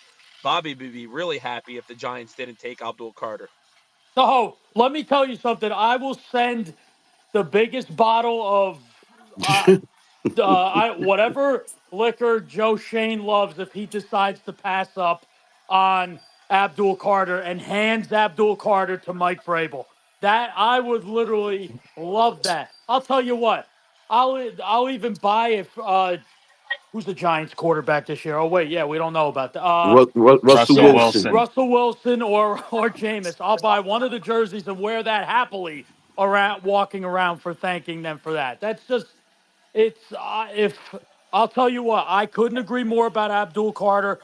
I think him and Micah Parsons are so evenly matched, but I agree that Abdul Carter just has something that you can't teach. He's the guy who you to me, he reminds correct me if I'm wrong. He's kind of like a younger, better version of Von Miller. Would you say that? He is. I mean, he's a guy as a rookie. Like, it wouldn't surprise me if he gets a dozen sacks, even on a Yeah, team like I the Titans, agree. and playing the opposite of Brian Burns, who Brian Burns to me is a awesome football player. Absolutely. I loved him coming out of Florida State. I love that length. You can't teach that. But there's like Carter can bend like Gumby. He's got violent hands. His hands are strong, man. He keeps blockers off of him. But his ability to turn the corner and get parallel with the quarterback, I mean, man, it is one. He's been my favorite draft prospect to watch, not just because I think he's the best. I Yeah. just think his technique for a young guy is well advanced compared to other rookie pass rushers. The gap between him, like a lot of people will tell you, the gap between Gentry and any other running back's the biggest. I actually think the gap between Abdul Carter and any other pass rusher in this draft is the biggest gap in a positional rate. And I just think Carter's he's a special type of player to me. Yeah, I Yeah. I agree. Bob, can I just say Yeah, one oh thing? yes, I just please. saw something. But by the way, time flies. I just saw today's DMX's 4-year anniversary of him passing away, R.I.P. man. Wow. 4 years from DMX. DMX, one of the greats. Go ahead. Sorry about No, that. no, it's okay. I just think that Abdul Carter, just watching him, I agree. I'm praying that he's got a top 30 visit with the Giants today. He's got one with the Patriots on Monday. Obviously, he was only meeting with the top four. He's not dropping out of that. Anything could happen in this draft. But I'll tell you what, anybody who get the team that drafts Abdul Carter, he's gonna definitely be a game wrecker.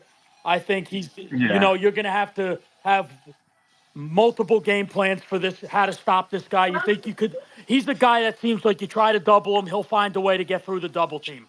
It's the same thing Yeah. like with Aaron Donald. You double team the guy, he breaks through the double team, he's wrecking the game. It's just like that. It's Yeah. Yep. What's crazy, Bob, real quick. The fact is that we all thought Shador, not we all, but before this started, Shador and Cam were 1-2, and now Shador is probably going to fall.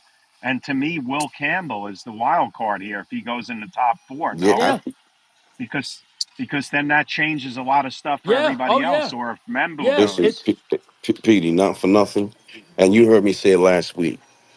All that Mimble rolls after the combine. I'm going with Will Campbell. Will Campbell's the best tackle in me. I'm sorry. yeah, you've been saying that, June, but I don't want to make you have another victory lap. Nah, I I want victory lap today. I'll tell you what. Yeah, Bob, there's a lot of victory laps lately in Yeah, here. I'll you tell you, know. listen, since free agency, and I know you don't win games in the offseason, but what the Patriots have done, being a Patriots fan, adding the talent they had on defense, bringing in Stephon Diggs, even though he tore his ACL, I'm just really excited for this team. There's a lot of wide receiver help the Patriots could get. Uh, have you guys heard of this guy, Jalen Noel, Iowa Yes. State? Just I like him a lot. Yeah. he Absolutely. plays alongside Absolutely. He Higgins. plays alongside the Yes, guy I I want in I Jordan I Higgins. really like. I'm really starting to be sold on Jalen Noel. I really like what I see. very Uh, good. I think if I'm not mistaken, I think he ran a 4.39, so he's got some speed to him. Uh, I just want these guys who get open are gonna. And I think, look, Drake May now has the number one in Diggs, who, when he comes back, regardless of how he's ahead of schedule from his torn ACL, I think we could all agree when the guy is a great player. He's going to help this Patriots offense that was very bad. Uh, I just, I'm really optimistic. D- Mike Vrabel made it clear they're going to center Drake May with help. They're going to help him on the offensive line. They did that with Morgan Moses, by the way. Jets fans, just from his introductory press conference, Morgan Moses, I love the guy already. Bobby, I think you guys, given the money that you had, because you were a wealth of riches, I think you guys had an awful off season, man. I really do. Awful. Explain to me what. I feel bringing in a Stephon Diggs, right? You're bringing in Mike Vrabel to build a culture. He is anti-culture, right? Like that is not a good. And Drake May, you're setting him up for failure if he can't get Stephon Diggs that ball. That is a disaster waiting to happen. And I just can't get that excited. I think Morgan Moses is a good piece to a solid line. I Yeah. don't think you guys have a solid line No, at we don't. all. Not yet. And I No. think you guys are not going to probably invest in that. What are you, the fourth pick? We're the fourth pick, yes. I would be drafting a tackle with that fourth pick. I know you guys are not. You guys are probably going to take either Abdul Carter or Travis Hunter. Well, it depends if And they fall. If they fall, they'll Yeah, do I don't that. think But they're if there. I'm looking at that roster and I feel you've got to protect May. He was getting like destroyed last year, and I don't think the offseason showed enough to protect him. And I don't believe that Stephon Diggs is. I don't know. That just feels like the amount of money you guys had this offseason, and it's two consecutive seasons. I really would have expected that you guys would have walked away in free agency excited about some real pieces long term. I mean, so, with Buckeye, it's not like they didn't try though. Like they were willing to overpay for Chris Godwin. He decided to go yeah, home. yeah, I and mean, like, and then also T. Higgins. They were in the market for T. Higgins. At the end of the day, you saw how that ended. I yeah. mean, it's Right. not I like would the have T. got Higgins DK guys Metcalf. for like a dime. Yeah, but I would have got Look, DK look. Metcalf. DK Metcalf. Here, in terms of DK Metcalf, they were aggressive for him. He he made didn't it want to go clear there. he did not want to go there. He wants Yeah, to he go. didn't want to He sign an wants to. extension, so you're not going to give the Yeah, no, capital for no, a guy who's not and going to listen, sign an extension. With Mike Vrabel, who's I think, who for those of you who don't know, Mike Vrabel's running the show. It's not he doesn't have as much power as Bill Belichick did in the past, but he's pretty high up there in personnel decisions with Elliott Wolf working hand in hand. And they were very, very aggressive trying to get DK Metcalf and Chris Godwin. Chris Godwin was nearly so close to coming to New England. They offered him so much money at his age. He said no because his love for Tampa. I get it. I can't even hate on the guy for it. I get it. That's fine. His whole career's here. His life is here. He loves playing here. It's fine. I get it. I'm not upset about that. I thought that was a long shot anyway. But with DK Metcalf, this guy, look, you want to talk about a head case? Let's talk about DK Metcalf. That guy is the definition of a head case. But you know what? Can he play at a high level? Yes. Do I think he helps the young quarterback? If you don't get him the ball, he's going to do the same thing. But where has DK been a head case on a football field? What? Well, he's He's a fight, he's the been guy fighting is on the field. the guy is a With who? everybody. Fred Warner. He gets pissed. The guy has the problem. You've watched games. He doesn't get the ball. He gets angry. He hopped on the phone and yelled at his offensive coordinator, bro. I'm just saying, you guys Like, went into 2 off seasons, and the narrative, and I'm not taking shots at you. The narrative was No, we I don't can get think you are. everybody No, we no, want no. because we have the most money, and 2 consecutive off seasons. That has not been the case. Well, last year, what happened last year is the Patriots were. Let's call a spade here, guys. The Patriots last year in 2024 offseason with the money they had, nobody was going to come here. The fact that they were able to bring some people over here, I was shocked. They had no quarterback. They were going to draft one, and no players no free agents wanted to go there without a plan. Gerard Mayo did not have a plan. Mike Vrabel has a plan. Mike Vrabel is attracting players to yeah, come here. and another thing on the receiver tip again. Last year, again, we offered Calvin Ridley the most money last year. We offered him Yes, 23 and a half a year last year. and he He goes to decided to go to Tennessee. Tennessee. there's All There, right. nothing you Is can do there on that such thing part. as a Patriot tax now, like the yes, jet tax? Yeah, a there is, suck tax. PD, Yeah, and you we got to. understand. Not, and it's not just because of us sucking. It's also because of the actual tax in Massachusetts Yeah, as well. That that's a lot of things. I think nowadays, back in the day, I don't think players really cared about tax. Now you're seeing it with players. It's about tax. Massachusetts is one of the most taxed states in the United States of America. Being down here in Florida, where I am, yeah, you don't got state tax. You don't got to worry about it. And also in New York and New Jersey, high tax states. So going there, you're going to have to pay higher than what they're worth to bring these guys in, just because of one, if the team is not good, and two, because of taxes. It's yeah, you get there. There's also that tax and a suck tax. If the team is bad, you got to overpay. I so you know what? In this last offseason, I think the Patriots sucked. I think they couldn't bring anybody in the left tackle position. They did nothing. I thought it was a waste. This offseason, I think they were more aggressive. They missed out on some players in terms of DK Metcalf due to his age.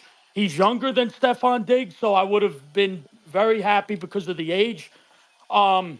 But look, going back to DK, he's a guy who, when you watch him on the field, he's not getting the ball. He's so easy to get triggered and get him angry where you're getting penalized and then he'll get thrown out of a game. And nobody could sit here and tell me that him and George Pickens aren't going to go fighting hand on hand because who gets the ball more. I'm telling you now, it's a disaster waiting to happen. I just feel like this is a big year for Drake, and I don't see the protection that he needs, and he's going to get his brains bashed in like he did last year. And I think I just have a feeling you're going to be talking about that this season of like, we need protection, we need weapons, we need protect. And it's at one point you got to solve that. Yeah, I agree. I think And Morgan Moses is like, again, he's a nice, like, he's he should be the 4th best guy on your line. they're going to Injury have to waiting to add. happen. He's good. They're going to have to add in the draft. Yes. In terms of 4, if now anything is possible. 2 weeks from tonight, anything's possible. If Travis Hunter or Abdul Carter is there, they're going best player available. And to add a player like Travis Hunter or Abdul Carter, it's just too good to pass up. And this draft, and rest assured, the Patriots will be aggressive in this draft, and they have capital to try to move up and get a player they like. They tried to do it last year with Xavier Legette. They couldn't get it done. So with the Patriots, look, there's also some good, other than Will Campbell, as we've talked about, Membu, there's good tackle talent that you could bring in here in the later rounds. I'm very a guy to keep an eye on for the Patriots in the later rounds, guys, is Ozzie Trapilo from Boston College.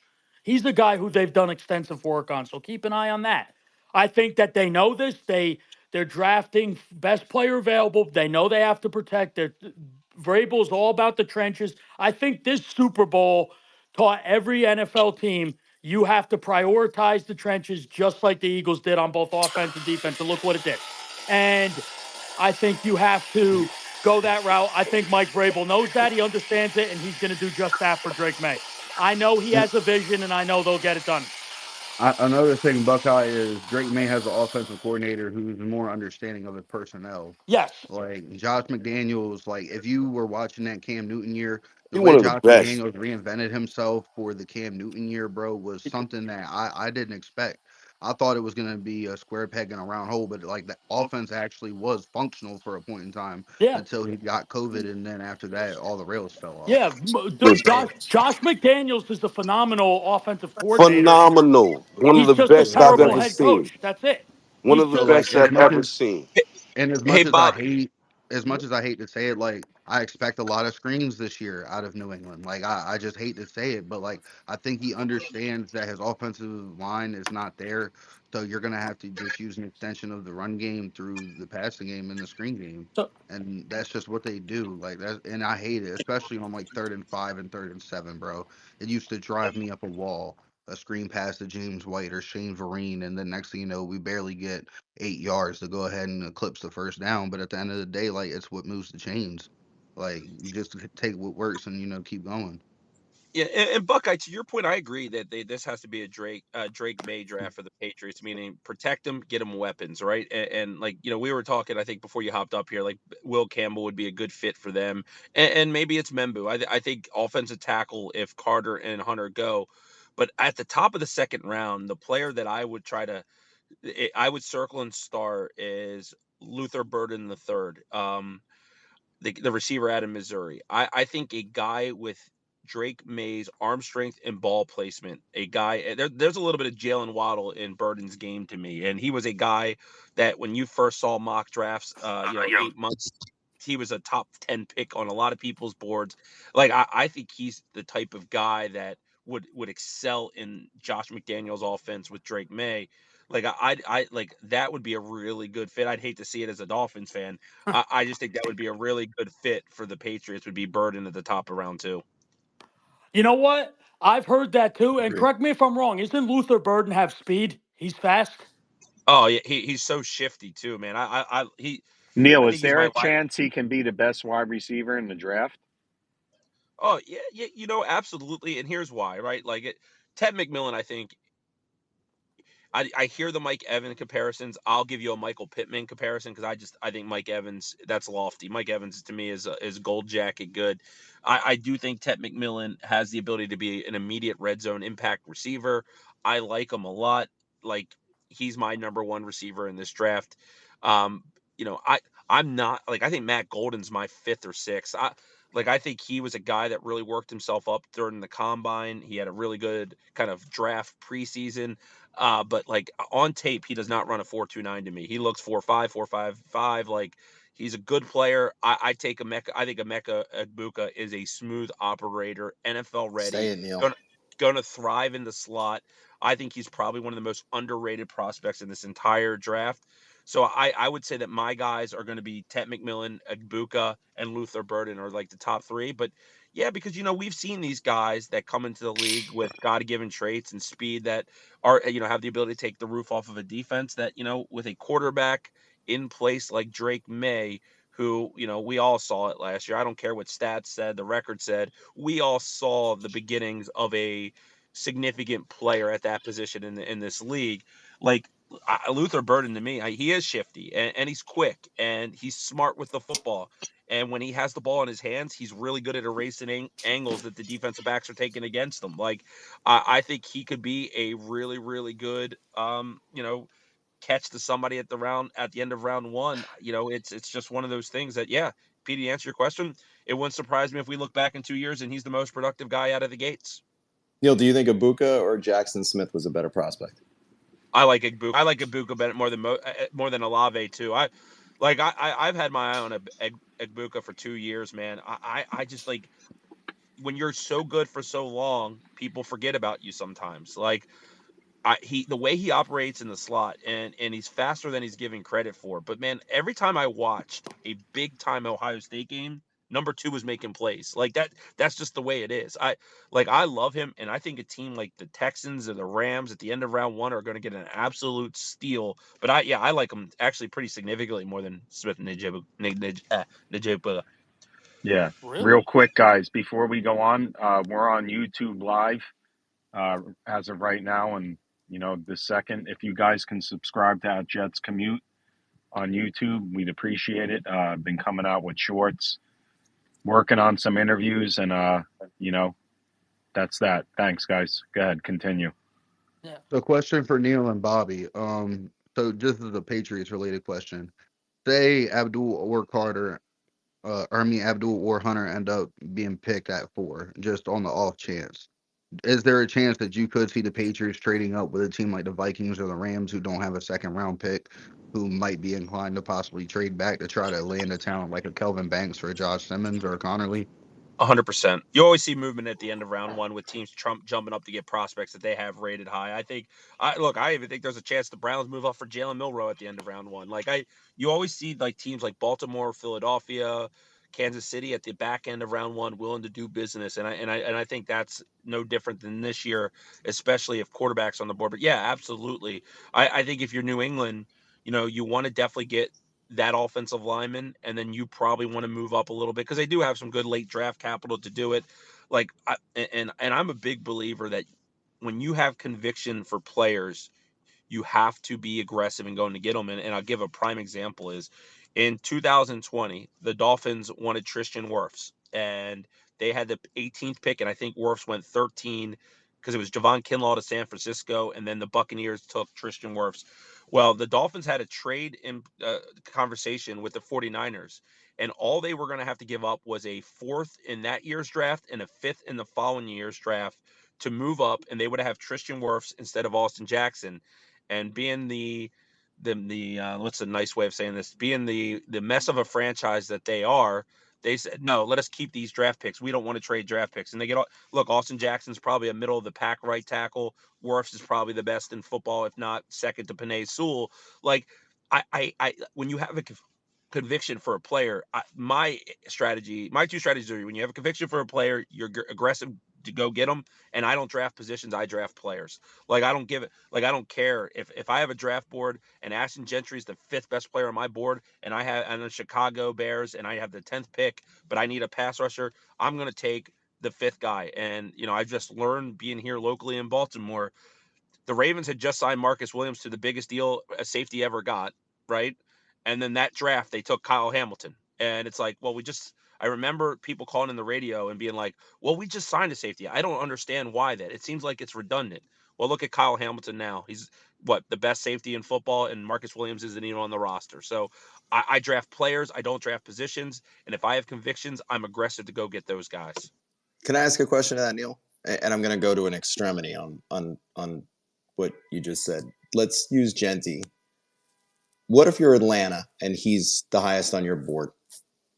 Yeah, well, look, there's outliers, and if you just spent the top 10 pick on Bijan Robinson, then I think there is a redundancy. Like if you're the Chiefs, more than likely you're not going to draft a quarterback if that's the higher Quarterback. player. Okay. Yeah, so I agree with you. there's always got to be like the fine print in any strategy you have. But yeah, like for me, like that's where and I don't want to go on a tangent about the Jets, but like that's where I'm like, God, like a lot of people are like stressing whether it's like the Bowers Fasano thing all over again. But like let's just see how that board falls. That best player might be Will Johnson if his workout looks good in a couple days, right? Like it's like 100%. I don't go into these drafts like look, the Dolphins, they have a needed offensive tackle. They need a safety. They need a cornerback. They need a lot. I want them to go get the best football player, because what happens is when you draft and you're filling needs, right? And the rebuild doesn't work. When you look back in retrospect, you're like, well, we could have had Penei Sewell and Michael Parsons instead of Jalen Waddle. And I'm not trying to throw shade at Waddle, but these are conversations Dolphins fans have. And it's like, yeah, like we needed a speed receiver because we had the lowest separation rate between any receiver and quarterback combo in football. It was Devontae Parker, and Neil Driscoll might separate better than Devontae Parker, right? Oh, Like oh God. yeah, Oh, jeez. it was one of those things. So it's like I just Former think that the Patriot best. too. Yeah, well, Yeah, Chill, that's why I'm chill, chill, saying. chill, That's chill. why I got the tears, man. that I got the he yeah, tears. we got the that third guy. rounder for him. Yeah, I mean, chill, chill. No, don't remind me. Bill Don't remind Belichick me. gave a second for Yeah. Mohamed Sanu, for God's Yeah, sakes. I know. Well, guys, any chance I Yeah, can get to throw a dig in at the Patriots, I will. yeah, that's Go fine, ahead. Petey. Yeah, yeah. Now I got a jet after I say this. I got to actually go do some work. But like, no, that's the Wow, thing. you're Like, jetting, Neil? You got a jet? Huh? But you like that pun? But no, that's why at yes. 7. Like, I just like let the draft organically come to you. Like, go get the best player on your team and move on. Like, here's the thing: is most teams in NFL are going to have needs, right? Like, your strengths should erase the tendency of your needs to let you down. So, like, to me, it's like one of those things that like you guys are drafted 7, you're going to get a hell of a player, right? Like, that there's not really, it's one of the tests where there's not really a wrong answer. You just don't want them to do something that's, completely foolish. But like if it's Membu, if it's Warren, if it's a defensive back, like I saw Bobby, I just looked at your mock and you have Malachi Starks at 10. It's so funny because I think he's the most overthought prospect in the entire draft. Mhm. Like I think he comes into a team and is what Earl Thomas was to Seattle, and like you hear like he's been so good against for so long that Nick Eamon is now viewed as maybe a better prospect by some people, but like that's where it's like I think the best teams when it comes to the draft they stay true to their positional values, their draft strategy. And like this is year 1 for Muji and Glenn, and it's going to be interesting to see you're going to see the principles that they'll probably have for their entire tenure here at pick 7, and you'll see that probably exuded over the calls. But I got to run out, guys. Good call, catching every Yep. Bobby, Good Petey, talking. Jude, Good talking Buckeye. to you, Neil. Yep, we're only 2 weeks away, guys. So 2 weeks from today, we'll all be NFL draft plugged in and loaded, man. So everyone have a Yep. good one. You too, buddy. Neil, have a great day, Neil. Uh, Bob, yeah. thanks for coming on today, brother, Oh as man, well. I enjoy talking to everyone about football. Anytime we could talk ball, I mean, I'm all for it. This is uh, look, football is life to me, guys, and I feel like everyone in here feels the same Ha, way. I love that. And you Yeah, know, I could talk, Bob, I could talk NFL every day. that's what I do. And people, there might be some people who just say, "You got anything else to talk about?" And I'll be like, "Yeah, college football." So, you know, Or wrestling. and wrestling, yeah. I'm not so any wrestling fans in here. I'm not sold on the WrestleMania card this year. So, uh, but I'll be up in New Jersey a lot this year. Not only for Jets, Patriots, Giants, Patriots. There's a huge wrestling event called SummerSlam at MetLife that I'll be there for. But Oh, wow. so I'll be up quite a bit. I'm really excited about I told as you guys can tell I'm very excited for the year to be back. With months without football just sucks. I wake up on Sunday morning, there's nothing to look forward to. Uh I can only get so excited about the Yankees so much. So I mean, Yeah, there's not too much, Bob. When they're away, it's not Yankee Stadium. They can't hit June. no, and I'm in Tampa where they're See, playing at the see, Yankees play. see, you starting. And you know what, guys, I I enjoy talking like this with you guys. I love everybody's opinion. If we don't agree, that it is what it is.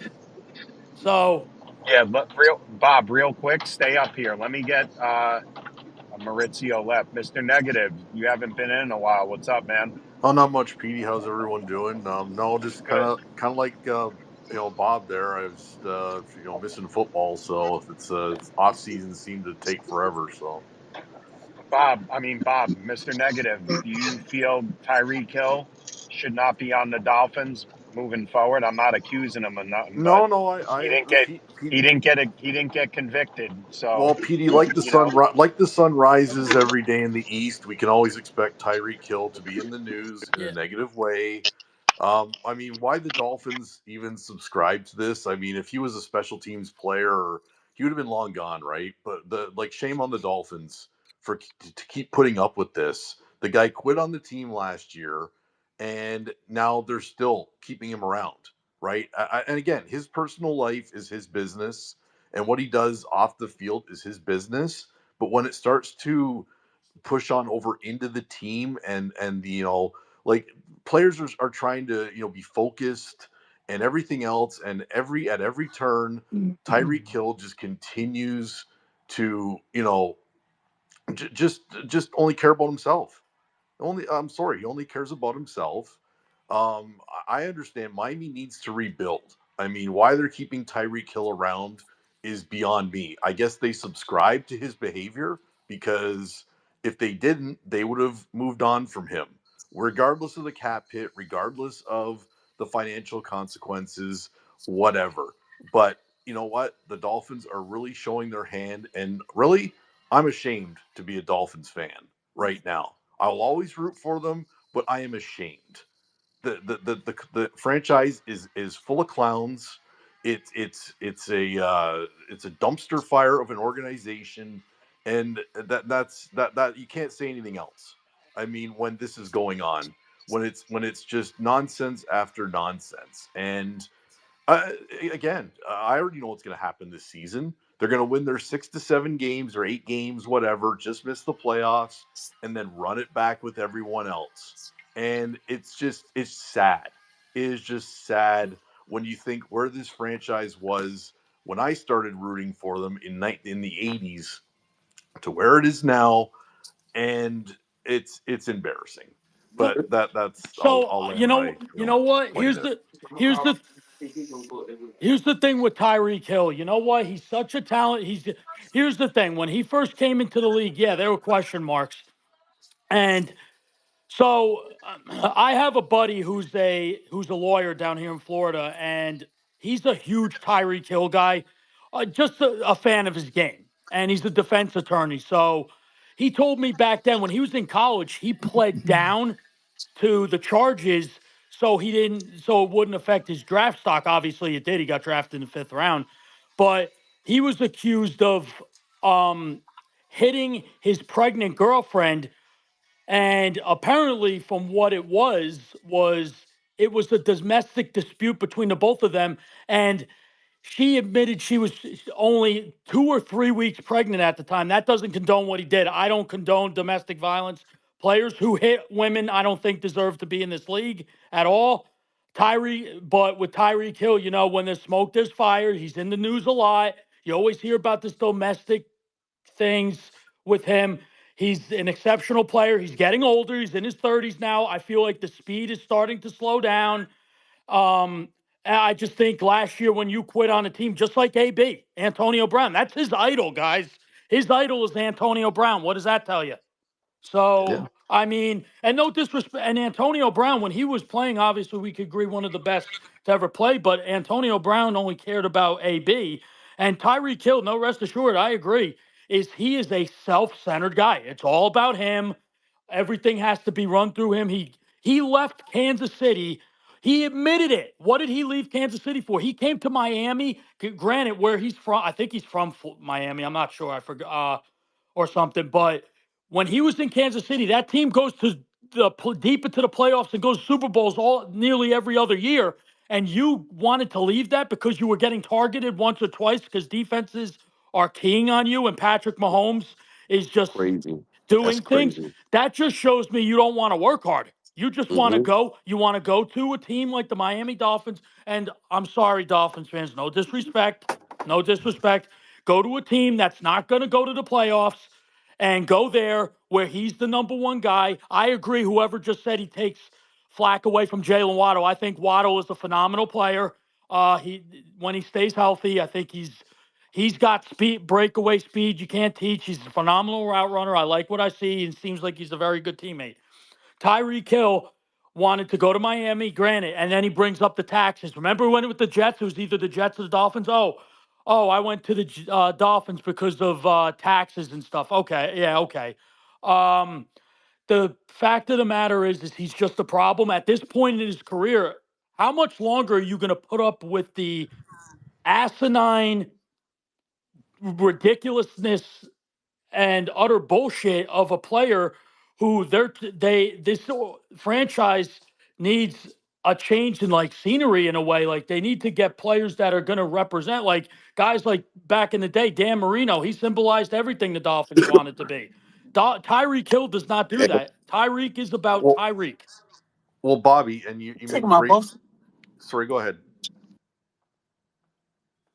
No, I don't know who said that. I don't know who said that. Yeah, no, and Bobby, you're like spot on, right? I mean, I remember when the Dolphins, were about integrity and a commitment and everything else. Like I watched Mike Vrabel the other day, like in I guess it was like a press conference, or he's addressing the players, Yep. and I mean, it was amazing how like this man just got right to he knows he's been a champion. He knows what it takes, right? And right off the bat, he set expectations Yep. for the players, knowing how today's player is maybe different back when it's definitely different back when he played and even before him, right? So he's trying to set the level of expectations right from the get-go so that there is no doubt about what he expects from his players, Mm-hmm. from his coaching staff, from the organization. And kudos to him, right? I only wish Miami had that going on because what Mike McDaniel is running in Miami is just a free for all circus. Yes. What it's sad as a Yeah. Dolphins fan because again, the players are just doing whatever they want, showing up whenever they want, not committed, just enjoying the weather, and it's always what I've said. And I was given just absolute heck for this when I said it is a country club atmosphere. Yeah. And Now my That's all it question. is. Now look, I got a question for you. My question is, with all the off field things that he got going on, and then to quit on your team in the last game of the season, why do you even take him back? That's crazy. Like yeah, he should have been. yeah. And, Exactly. Whether he should have been he should have been just released. I don't care if they get trade compensation. I don't care what the financial hit is. That's crazy. Send a message to the rest of the room that we are willing to move on from our best player because it's detrimental to the yeah. team. And Mr. Negative, I got one more question for you, Mr. Negative. Yes, sir. How in the world does Chris Greer still has his job? Uh, That's my that's question. the ownership. Well, that's Stephen Ross again. I mean, for whatever reasons he might throw out there, I have my own reasons as to why he still has a job. I think Chris Greer is he goes along with whatever Stephen Ross wants, right? I mean, there's no pushback. Brian Flores gave pushback. Vic Fangio gave pushback. That organization doesn't want pushback. They just want everyone to get along, keep it moving, and no one, kind of, there's no rough waters out there, on the sea.